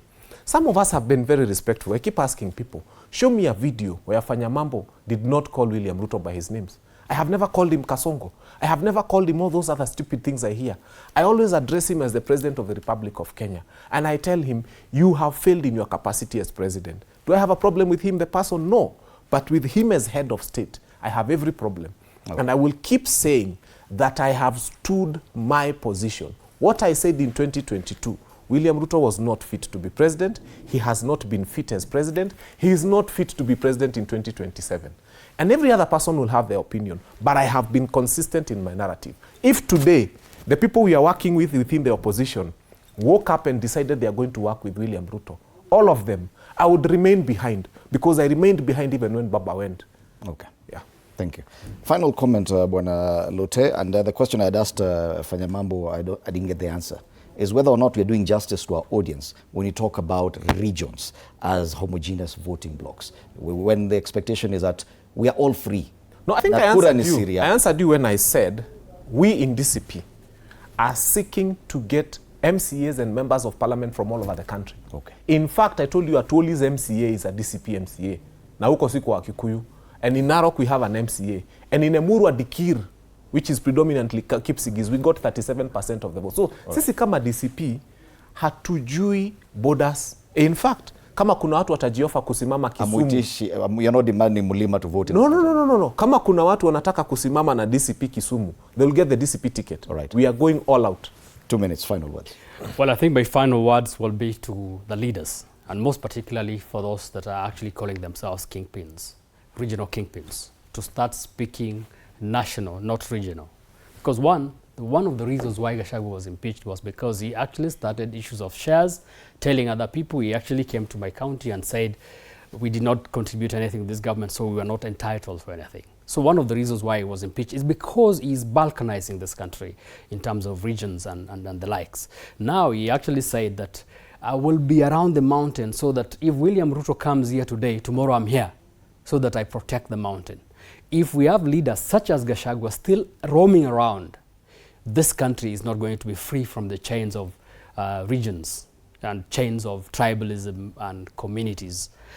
We need to have leaders like him start to speak nationally. Issues of him telling us that DCP is going to be everywhere, I think is correct, because it's important that we are all allowed to vote. And the reason why he's allowed to go and campaign in Narok, he's allowed to come and campaign in Kachaliba, even though he will get 0 votes. But he should not then tell people that then William Ruto cannot go to the mountain because it is his. Then if the mountain is yours, then allow the other places also to be others. The fact that you want to double speak is wrong, and I want to tell him to cease that, because Kenya does not belong to him. Kenya belongs to Kenyans. All right. Thank you so much for that. Madam Chege. We have one beautiful country called Kenya, and I just want to say it's unfortunate that our people have agreed or are being led to being radicalized. Some of the things that are being said are not factual, and it is important that we focus on 2027. And the big question is, the person you are supporting or you'd want to vote for, what does that person has to offer? Number 2, to the leaders, humility is key. From the presidency all the way to the MCA, to the aspirants who want to come in, you might think you know too much, but at the end of the day, humility is key. And it's always important when a person speaks, speak from a point of information. Do not try and incite the public. We have one nation. Kenya is not burning, and Kenya will continue. We have presidents who have come and they have gone. We have MPs who have come. That's why we always have former. We'll have others coming in. But at the end of the day, what legacy will you leave? So these threats of some people threatening other leaders and also even trying to radicalize Kenyans, no one is safe. And I would want to say we need to watch our mouth as the people who are in position now. As you speak, whether you are addressing an individual, whether you are addressing a community, or whether you are addressing the nation, let's be very careful on what we say, because Kenya we have seen what has happened in our neighboring countries when there is no peace. Okay. We have also had an experience of 2007, 1992. We have had those experiences, and there are some of the experiences we not want to go back. At the end of the day, also God gives position to leaders. So it is important that we pray that we'll get the best leaders come next year. To my people of Ol Karau, they voted. They were told to vote out William Ruto. He's still the president up to 2027. I hope, and I'm hoping that to go back to Ol Karau, because there are some of the projects, and there was told we did useless projects or use the government money. There were some projects that I'm looking forward to go and finish. Okay. There's a lady called Wakemani, whom we are building a house to, and when the political tension goes down, I want to go back to Munyeki and finish that project. Because some of the things we did, we were not doing them for campaign, but there were real issues that are affecting the people. And at the end of the day, those real issues are the ones people will sit down one day and reflect and say who really was speaking the truth or who touched their lives, not just about the political theatrics that we are seeing around. Okay. Thank you very much. Anything to add? Very, very quickly, I think when we speak about goons, because this is where it hurts us the most, we are usually being reacted to because of our reaction about goons. If government can completely withdraw their goons from this equation, this country will not have goons. I can tell you for free. And that's why most of the time when we tell the government, please remove your goons from the scene, eventually they never come up with anything substantive. Even when we show them images, even when we give them names, we tell them this matatu is ferrying goons, this is the circle, this is the number plate, this is the driver, and they verify. They do nothing about it. The ones in All Saints, all caught on camera. And you know how that has gone. So this country is not in the dogs because the opposition has done things. In fact, we react. Sometimes we go for meetings and we have to have young people protecting us around ourselves, not because we want it, but because others have been sent to us. Akina Sifuna, you know, you can come and say Rigathi Gachagua and his team are bad. Akina Sifuna, jamani, walipanga kujipiga huko Keumbu. Walipanga kujipiga Kisumu. Let us and let government withdraw goons. Let them take away from us these people, and then we shall have a nice place to start from. So this thing of telling us that sisi tuko na goons is just a reaction to what government has done. And it's not goons. It's just that sometimes you are so threatened in your security and you need to have people around you. But completely withdraw them as government and see we shall have very, very fair competition in 2027. All right. Thank you so much. Fanyamambo Kinodhia, MP aspirant Dagoretti South, also a lawyer. Sabina Chege, nominated MP, and Titus Lote, MP Kachiliba constituency. That has been our panel today here on TV47 Breakfast. A lot of discussions from the position of Deputy President to matters Mount Kenya unity. Asanteni sana for your time at TV47. After the break, we switch gears and talk about matters love, when love turns deadly. Are we ignoring the red flags? But that conversation comes after the break. For now, we have the National Assembly resumed sittings yesterday after a month-long recess, stepping back into the arena where Kenya's democracy is supposed to breathe. Yet what we see is not revival, but decay. Just days ago, a senior member of the House, Suna East MP Junet Mohammed, openly alleged that money changed hands during the impeachment of former Deputy President Rigathi Gachagua. Kuna kitu ilitembea, he confessed. Something moved. Though unproven, this casual admission from inside the House is not an isolated scandal. It is just the tip of a festering rot. Governors have cried foul over cash for impeachment deals in the Senate. Even the President himself has publicly accused Parliament of turning oversight into a marketplace. This is the august House. The once revered institution now reeks of transactional politics, where votes have price tags and constitutional duty is auctioned to the highest bidder. 1 year to the 2027 general election, this 13th Parliament stands exposed, not as servants of the people, but as symptoms of a deeper national sickness. Kenyans, hear this clearly. The collective rot in Bunge is your direct responsibility. You elected these men and women.